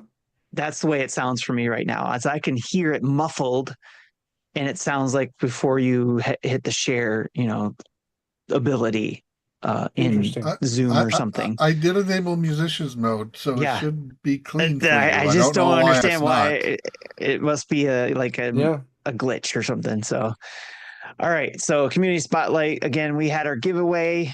We made up for last week not being able to do that. We did the 2 spins. So again, to those who won, Rob Yapple and Andy Penenzik. Andy Penenzik. Thank you. Yeah, an informant. Informant. Make sure Call you us in and contact get us. Your game informant. Zibba zabba zibba zibba informant. Likes Nintendo Right. games and informant. Thanks, Snow. Thanks a lot. All right. We'll have how many more we got going on? We got 2 more next couple weeks that we'll give away. So next 2 Thursdays, and that'll be it. That'll be our giveaway for Switch 2 games of your choice. All right, we got a few questions from our community, some good ones here, starting with Koopa Kid 80 in Discord. Ever go back to a PS3 or PS4 game on your PS5? And are you really surprised how good the game runs and looks and how much fun it was? I started playing Tearaway Unfolded again, and it's really fun, innovative ideas and platforming. So have you gone back to anything that was on PS3 or PS4? You played it there, you're playing it again on PS5, or maybe you didn't get to, and you're just getting to play it for the first time on the PS5. I'm not going to say that I didn't get to play it for the first time, but the Sly Cooper games still hold up surprisingly well. Not so much in the control department, but just that animation style and the design of those games is still good. And they did do some like HDing of them. No really remakes or remasters or anything, but just kind of brought them up to snuff. And I love those games so much. And to me, Sucker Punch is not Ghost of Tsushima and Ghost of Yotai. It's Sly Cooper. I want them to make another Sly Cooper game. Yeah. Nice. Very cool. How about you guys? Jesse, got one? I really can't think of an example. So probably not. Okay. Justin, is there anything for you, like Xbox wise, maybe? Did you go back to some old Xbox 360 game that you couldn't play before and pull it up on Series S? No. No Gears of War? No. Okay. All right. Mine is split second. I've been playing Pinbot on the NES. Okay. It's not related to this at all. That game's okay. I'm shocked it holds up. My wife really wanted to play it, so we plugged it in. It's a game. Okay. They need to bring that to the NSO, right? They should. I would have preferred that other than trying to get my NES fixed and working. having to buy a $30 cable for this thing. What Yeah. is it with Pinbot? I mean, what's the I is have it no. nostalgia? She's nostalgia. She grew up playing pinball, and she really wanted to play pinball. And listen, Marty, I'm a husband that likes to make dreams come true. You know what I'm saying? Me too. Me So too. I went and got But a see, I cart do and a that board. every morning when I wake up. Well, sure, I look just, it. Sure, look it. Right. I don't have to buy a $30 cable. I'm gonna leave my comments alone. I'm gonna leave all those comments Oh, alone. you. That's an after. That's an after. It's I'm your glad my birthday. I'm wife gonna is be not in nice. here right now. Right? You know, Is she she like, who would you talking probably about? be like, What are you saying? What are you doing?" Yeah, why are you lying to the people on the internet? Split Second is my game that I play on the PS5 through because of the PlayStation Plus. I'm able to download that, stream that, and play it, and it is. You can still get it on Steam, and so that's good. But I like playing it on console, and I'm glad I can do that there. And I actually have it there. I have it on Xbox. I think I have it on Steam as well. I wish it would come over to the Switch, but it was never on a Nintendo console, so I doubt it will ever come there. And Disney Interactive is no more, so I doubt if there ever will be a sequel to that. So it is a racing game that's probably never going to see a sequel. Maybe we'll get a something like it from an indie developer, but yeah, it's one of my favorite racing games. Probably if I had to list it out, my favorite racing games, it might be in my top 5, I think. Can I just call it how much I love this chat that a fair bit of people have actually played Pinbot? Like I felt like Pinbot was a deep cut in relation to games, but people are all up in the Pinbot business. So I appreciate Nice. all of you. Now I feel like I need to play it. It's It's an experience. Yes, it is an experience. Do you play Pinbot or does Pinbot play you? You know what? My wife just about like she's way better at it than I am. She's exponentially better at it than I am. It's kind of like Mario, Dr. Mario that way. We got a couple other questions from David, who also goes by Koopa Kid. Happy birthday, Marty. Birthday question. What kind of birthday cake have you eaten? So I didn't get a cake per se. Last night my wife brought me like the cookies with the icing in the middle, like like 2 cookies and like a little ice, like a cookie cake sandwich. Some Nice. folks might call them a double doozy, from like the Great American Cookie Company, although these were not from there. It was just like store-bought stuff. And then today, a friend of our family dropped by while I was at work and said, "I have something for Marty. Please make sure he gets it." And when I got home after lunch, I opened the fridge and found a handmade Reese's Cup cheesecake. That sounds delicious. Yeah. It's fantastic. If you're on our Discord, I posted some images of it in the Snack Dads channel. You should go check it out. It was absolutely one of the best cheesecakes I've ever had in my life. This is also the same lady who has before provided us with just a plain cheesecake, just because she wanted to. Last Christmas, she made us a Christmas tree cake cheesecake. And then before she made us a cinnamon roll cheesecake at one point. Ooh. And then just because I said something about it on Facebook and she saw it, I commented on a Fruity Pebbles cheesecake, like where the crust was made with Fruity Pebbles. Did Okay. not turn out great. The actual cheesecake part though, absolutely amazing. She's like, "Hey, I just made one of those. I brought it to you." She's just That's beautiful. fantastic. She's such a blessing. And so but let me just tell you, the Reese's is legit. I It's bet. so good. Too legit So to good. quit. So that's what I'm eating for my birthday cake. And tomorrow I will be eating prime rib cake because we're going to Texas de Brazil. And where Prime I rib. don't ever flip the card over. Yeah. They give you the card and it's like green for meats, red for being lame. Nope. It's green the whole time. If I don't have to stagger out of there tomorrow, I've done it wrong. You got to be rolled out, right? I'm telling you, I will have the meat sweats tomorrow Okay. at some point, and I'm not ashamed of it. Okay. Don't you I ever don't be blame ashamed, you. Marty. I don't blame you. we have a place like that in downtown Detroit that we're still trying to figure out if we want to attempt that. Yeah. So, all right, the I next got you. question from David is what's the retro game store scene in each of your areas? How many stores, selection, distance, etc.? Do you frequent them often and what items are usually in demand? Are you currently doing any retro gaming collecting or anything? My area seems to be opening new stores frequently, and I guess retro games popularity is still on the rise. As an aside, congrats, Kelsey and Pink Gorilla, on opening a new store in Las Vegas. That's right. They That's did, cool. didn't That's cool. I didn't know that. Pink Gorilla in Las Vegas. That's huge. So I hope that works out. I'll have to look into that, see if it's an additional store or does she close out the one in Seattle and move the one down here? So they? or down in Las I think it's Vegas. additional story. Okay.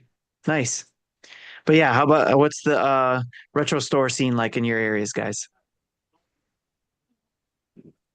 Not entirely great here. We have a number of vintage stocks, and they have like some NES games and old and television and Atari stuff that I think they're starting to discontinue those because the last time I was there, they just had all the Atari stuff in a box. So this is everything here is like 99 cents. Go at it, and I had to pick through, and I'm like, nothing here is worth anything.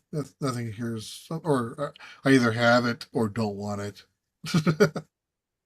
Yeah, so if there are other stores out there, I don't know of them. Okay. Yeah, we got quite a few here in our area too. It's probably being more metropolitan. It makes sense. And it seems like there's something new all the time. But there are a few, there's a new one called Game Pawn, I think it's called. That's it's pretty nice. And that's where I saw the 5200 at. And that's where I got actually that Atari 5200 Bros game that I was showing off before. So I got Nice. it from them. They had the whole system there, but I didn't pull the trigger on it, but it was still cool to see. And it's a nice clean place. They don't have just everything there. They have specific things there. We don't have really anything like that near me. I mean, we have a store that's called Nerdvana, but it's more like everything that nerds like. They started out having a pretty large retro game collection, and then like people realized that it was there and they came and picked the bones, and now it's just Yeah. like all the junk that nobody wants. But they also have expanded into board games and Magic and D&D and all that stuff. So it's, it's all mixed together. We also have a game exchange, and it started with just games, but now you go in there and it looks like a pawn shop has exploded over the inside of it. There's like anime figurines and Yeah. DVDs and comics and all. And I'm like, it's called Game Exchange. However, Eric Plunk, who listens to our show, he's going to know what I'm about to say. There is an excellent used game store, and they also get new games about an hour from me in Corinth, Mississippi. It's called Video Game Corner. And if you're in the Corinth, Mississippi area, or southern, southwestern Tennessee, you're about in the Corinth, general vicinity, you owe it to yourself to go check them out. They're legit. They're gamers. They know how to price things. They know how, they're fair. Last time I went, they had several just really cool pieces, and their store is pretty much all gaming, save for some like plushies and Pokemon cards and stuff like that. Little knickknacks. But I've loved going in there. It's just not feasible for me to go a lot. But what I find is that, and I know that you guys will kind of probably agree with this, is that the larger your area, like the more population you have, the more likely it is that you're going to have multiple retro game stores in your area. Um, and we do have a McKay's, which is close, but it is basically just a giant pawn shop. I mean, it's all media related, and you'll find some cool things there every now and then, but they also price things way wonky. Like there was a very, very yellowed Super Famicom there not long ago, and it was gross. I mean, it was nasty, and they wanted, some ridiculous price for it. I looked up. I just whenever I go to McKay's, I just open eBay and look up whatever I'm looking at and see what the price discrepancy is. And it's usually somewhere and for electronics and toys, it's usually $10 to $15 higher than I could get it anywhere else. But I still have a bunch of credit from when we did that road trip. And so, I mean, I will say we did get a fair price on a PlayStation 5 for my son for Christmas. There, it was actual retail price. It was used. So yeah, and we did pay markup, but I mean, we couldn't afford that without the credit. So, anyway, good stuff. Video Game Corner is awesome. You should definitely go check them out. Nerdvana is great too. I don't want to poo poo on them. The Game Exchange is more the like franchise thing.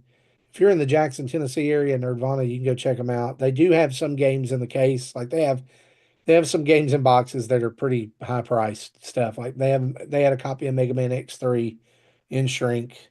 They have Chrono Trigger in the shrinker app. And so they've got some stuff, but it's way too expensive for this old boy. I'm not gonna get it. So the best thing for us around here is just to watch like Facebook Marketplace and online swap stuff and look for people getting rid of stuff that they don't know what they have, and you can get a good deal on it. Yep. Almost like a garage sale too. Or garage sale. So Justin, what you got? Yeah, I would say, here in Lethbridge specifically, the retro gaming scene isn't huge. There is an actual one store that is a retro store. I've gone in a couple of times to look at like what they have. And I think they definitely like I don't think they're priced well, I would say. Like, but not enough that I really want to pull the trigger, if that makes sense.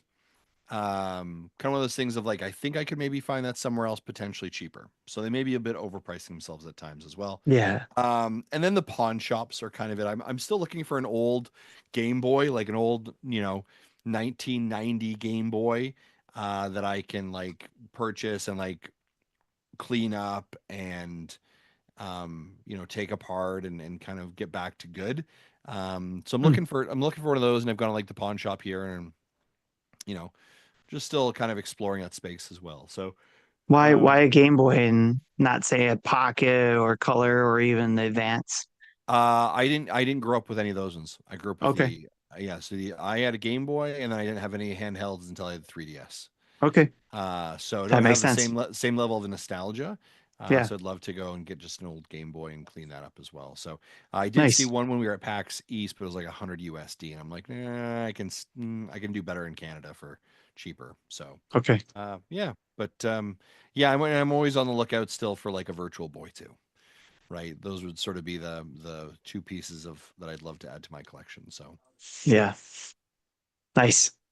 yeah, I'll keep an eye on the Retro Logic channel. They 100%. have people selling stuff all the time over there. Yep, So nice. Jesse and I will keep an eye out for you. I appreciate you. All right, cool. Last question is Darth Platypus asks, what unannounced Switch 2 accessory would you like to see come out? I don't know. Jesse, I think you and I have a similar answer. Yeah, I didn't, at the time I didn't think I was gonna talk on this show, so I gave my answer in text in the notes. Yep. Yep. And you said a second display that can be plugged into one of the USB-C ports. And I was thinking kind of the same thing, but also thinking even if it was just my phone that I could, connect or something, or even maybe, I don't know, even if it was just to attach it, some way or whatever, especially with the use of the app with Legend of Zelda to be able to see my phone and attach it to be a second screen there. Yeah. That would be nice. Unannounced. Oh my gosh. Yeah, what other accessory would you want? gosh. When you saw that top plug, was there anything you were thought of that popped into mind other than maybe what was announced that they haven't announced yet?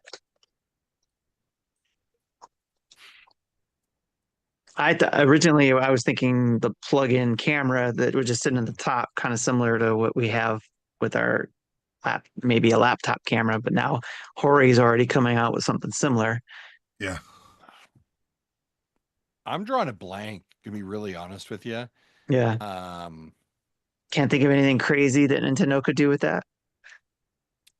I mean, the Nintendo VR headset would sort of be where my brain goes. Okay. Like, could they plug that in and that be some kind of power dock or something to assist? I think the 2DS answer is pretty solid for sure. Yeah. Or even like make it a Virtual Boy, like plug in Virtual Boy dock stand. Yeah, the brain's not firing today, but I appreciate that. Yeah. Yep. I think majority of people are thinking second screen as well. So, Yeah. and who knows in a couple of years if that wasn't what Nintendo was thinking anyways, Yeah. having a second screen that maybe even flips down I just want them to over. figure out themes, Yeah. right? Like I'm not even thinking second screens. I just want a theme. Right. And they'll Where's the probably be like, themes? they'll probably be like, we've figured out second screen, but I can't figure out how to make a theme. I'll be like, are you kidding me right now? Are you for real? Can't figure out how to do just regular old folders. Yeah, We exactly. have to Nintendo-fy it. Man. All right, that's our questions from the community. Oh no, I'm sorry, we got a voicemail. I almost missed that. I forgot about that too. Here we go. Hey, Nintendo Dads. This is CDub5298 calling. I'd like to get your take on something. So, quick disclaimer. I'm totally old school when it comes to games. I love physical media and never want to see it die out. I'm a collector at heart, and if there's a physical version of a game, that's the one I'm buying. That said, I need help wrapping my head around all the backlash I'm seeing about game key cards. So not too long ago, it felt like the loudest voices in the community were declaring physical gaming dead and telling us to embrace the all-digital future. Now, suddenly everyone's up in arms about game keycards. And many of the people complaining probably buy most of their games digitally anyway. So personally, I kind of dig the idea. I still get a case for my shelf, plus a cool little card to slot into my system. I don't really care what's on the card.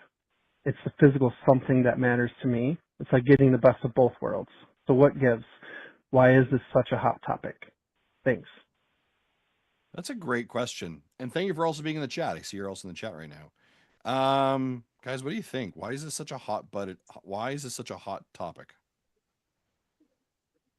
I think the biggest complaint is that since the game content isn't on cart, if the servers ever go down, Switch eShop goes away, then you, even with the card in hand and a system with a system, you wouldn't be able to download the game. So it's effectively making it lost media there. So and I want to maybe there's some clarity here that I need. So let's do a couple things here. So there's full game on cart, right? Which is our traditional. Yep. We'll use Cyberpunk as a great example. It's coming on full game park. The game, what's being talked about here, that's where we pick up an actual physical media, you put it in, and that it's not on the card, but it's a key. It's a key that allows for you to download and play it, right? Right. So yes. Once it's downloaded and you take the cart out, it will be unplayable. Just like so the cart any other has to cart. Stay, so the cart has to stay in as the activation, but the key. actual the key, but the actual game is on the hard drive. But then could I not? But I could resell that though, right? Yes. Yeah, you could resell it because it's not tied to your account because it's a cart. Okay. So you can resell it, and then they would be able to download the game and play it, but you wouldn't. Right. And you wouldn't be able to anymore. And then is there another version I'm also missing here? Just the digital version. Just the key card is in between. Yeah, the key card's in between. Well, I think the third type of physical purchase would, it's a code in box. Right. Oh, yeah, yes, yeah, yeah, yes, yeah, yeah. yeah. Yeah. Which So which we there, saw happen There's in the no Wii. cart, but it's just the case and Yeah, a with the Right. digital code on the code. inside. Yeah. right, and we've seen that with the Switch, so that's not anything new. And those would be tied to your account, and you would not be able to resell the game. You can still resell the box. Right. So Yeah, yeah. people, there's a market for that sort of thing. Yeah. Some So yeah, I guess I'd agree with the statement here of like the key card part of it to your statement, sorry, I apologize, is the fact that like if the server's offline, then it's dead. It's null and void. Right? Like if I go right now, here's a great example. I open up my NES, I decide to play Pinbot, I can play Pinbot because it's on the cartridge. It's done. There's no ping, there's no verification required. But on the other side, with the key card, it requires the ping and verification to actually download the filing to allow for it to exist, correct? Yeah, I don't think it's necessarily phoning home because Right. the cart itself is the key. Yeah. But then it says, okay, now you, so that then triggers a download. Yeah. Once it's downloaded, I don't think it needs to phone home again. Yeah, interestingly enough, in this commentary as well, I think I saw today PlayStation announced that like their percentage breakdown of physical versus digital media, like what consumers are purchasing, 75% is digital only, 25% being physical. I'm not And, surprised. yeah, and I think Nintendo's sort of, we've said before, like the last great bastion of it, right? Obviously, Xbox is like, please go digital as quickly as possible. Like that's great for us. But it's interesting. So I think it's the, people still like physical, people still like tactical stuff. It's the audience too. Nintendo knows their audience. Yeah. They know that people like C-Dub and others in our, especially if you look at our retro logic community, Mm-hmm. they love the physical versions of these games. Yeah. I really bought into it too because of I think it has something to do with how I felt I was left behind with the Vita. Like I was planning on going digital with the Vita. And then all of a sudden PlayStation didn't want to support it anymore. And everybody was scrambling to get the physical versions that were really hard to get. And then you can't buy new games for the Vita. Mm-hmm. I know they went back and forth a couple times, but I don't think you can buy games for the Vita anymore.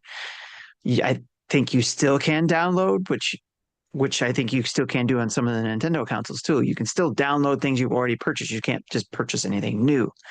Right. So there's still just that Nintendo knows its audience, and that is why I think they came up with the key card to help either transition them to more digital or also to support retailers like GameStop. Again, a business thing, and there's probably some data that shows if we lose GameStop, there's going to be a hit to the market. So maybe that's why they also came up with that. And it's what they can do because it is, I don't know if they can do the same thing with a CD, pop it in there and that could be a key. And maybe they've already done that. Yeah. But yeah, I think it's just they know their audience. I think like latest Call of Duty game, that's pretty much what it is. Like it's only like 10 megs on the disc, and then you get a 150 gig download. Yeah. It's just that you can't resell it though, and that's a key factor I think right there with the key card. Oh, yeah. Well, because it's still on the disc is the key, so that can still be resold. Is it still the same? Okay, all right. Yeah, it's the same. Okay. Yeah, I think it's just people like the physical nostalgia of it, right? And I think Nintendo is very much Nintendo. I think of all the platforms is the most that has that deep rooted nostalgia in regards to the physical media. Yes. So yeah. Good question. That was a great question. Yeah, hopefully it helped answer the question, or get some more thought on that too. So if CW, you're in there, if you want to give an update on your reply, or talk about it more in the Discord, we'll love to talk more about that. Speaking of like, because of these sort of like the strategy Nintendo is rolling out, I wanted to provide an update. I don't know if I don't think I talked to either of you about this, but when we headed to PAX East, so I preloaded games right on my flight because I was like, I'm gonna play. I think it was Undertale, right? I was like, awesome. So I'm on flight halfway over to Montreal or Toronto, and I decide I'm going to open up my my OLED and like go and play Undertale. Nope.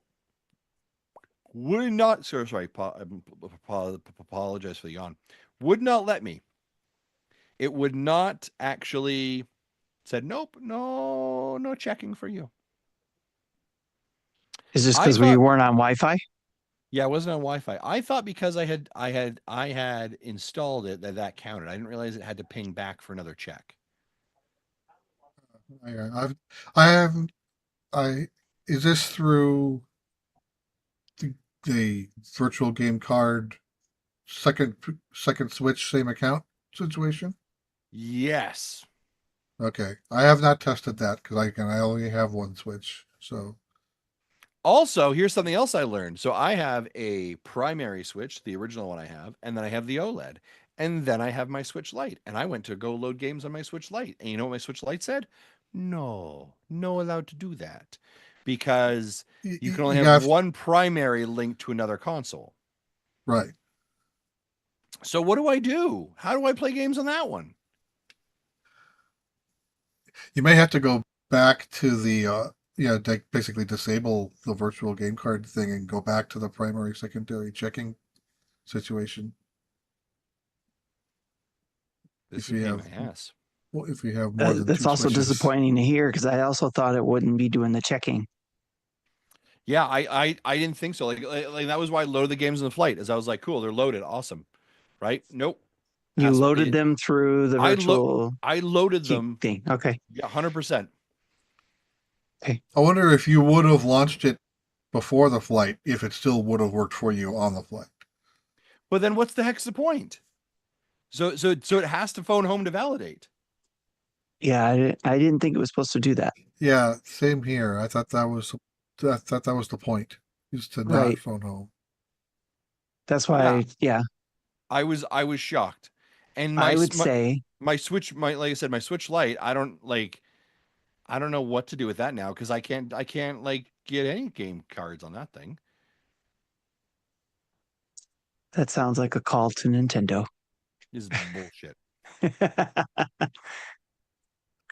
And don't forget to tell them, you know who I am? You know, when you call. So you know who I am. All right. Well, that's a show. So first, huge thanks to our Patreon producers, Dave Ernsberger, Jacqueline Amira, and our other 100 plus Patreons. Next, a special thank you to our 21 Twitch subscribers and over 1,472 Twitch followers. And a shout out to our 7,986 YouTube subscribers. We're so close to 8,000. It's like we're stuck or something. I don't know what's going on there, but thank you everybody though who have supported us in one of these ways and every other way, because it helps us to be able to do the things like go to PAX and give away games and all that fun stuff. So thank you for that. Check out our website at nintendodads.org for a list of Nintendo's family of podcasts and also our recommended podcasts. So between those, you got Star Wars Dads, you got Mega Dads, you got Dad Crossing, you got Retro Logic, and Retro Logic's their own family of podcasts. So lots of different ways to listen to things that you're into. So check them out. Our latest YouTube videos and tweets are there. Links to all our social medias, Patreon and Extra Life pages, and Nintendo Dads merch. So if you can't get to the YouTube merch that you see below the video, if you're watching on YouTube, you can go to nintendodads.org/merch and get to our merchandise as well. That helps support us as well. Email us at nintendodads@gmail.com or call in and leave a voicemail at 929-25-NDADS or 929-256-3237 like C-Dub did. And big thanks to OC Remix for the music throughout the show. Download from your favorite podcast app of choice, and please, please, please leave us a 5-star review, especially if you're on Apple or if you are on Spotify. You can leave a 5-star review and leave a comment. So thank you for that if you do that, and let us know if you do too. You never know, we might put you in a pool for a prize. All right, until next time, this is Tim, Justin, Jesse, and Marty. We'll see you next time. Bye-bye. Bye.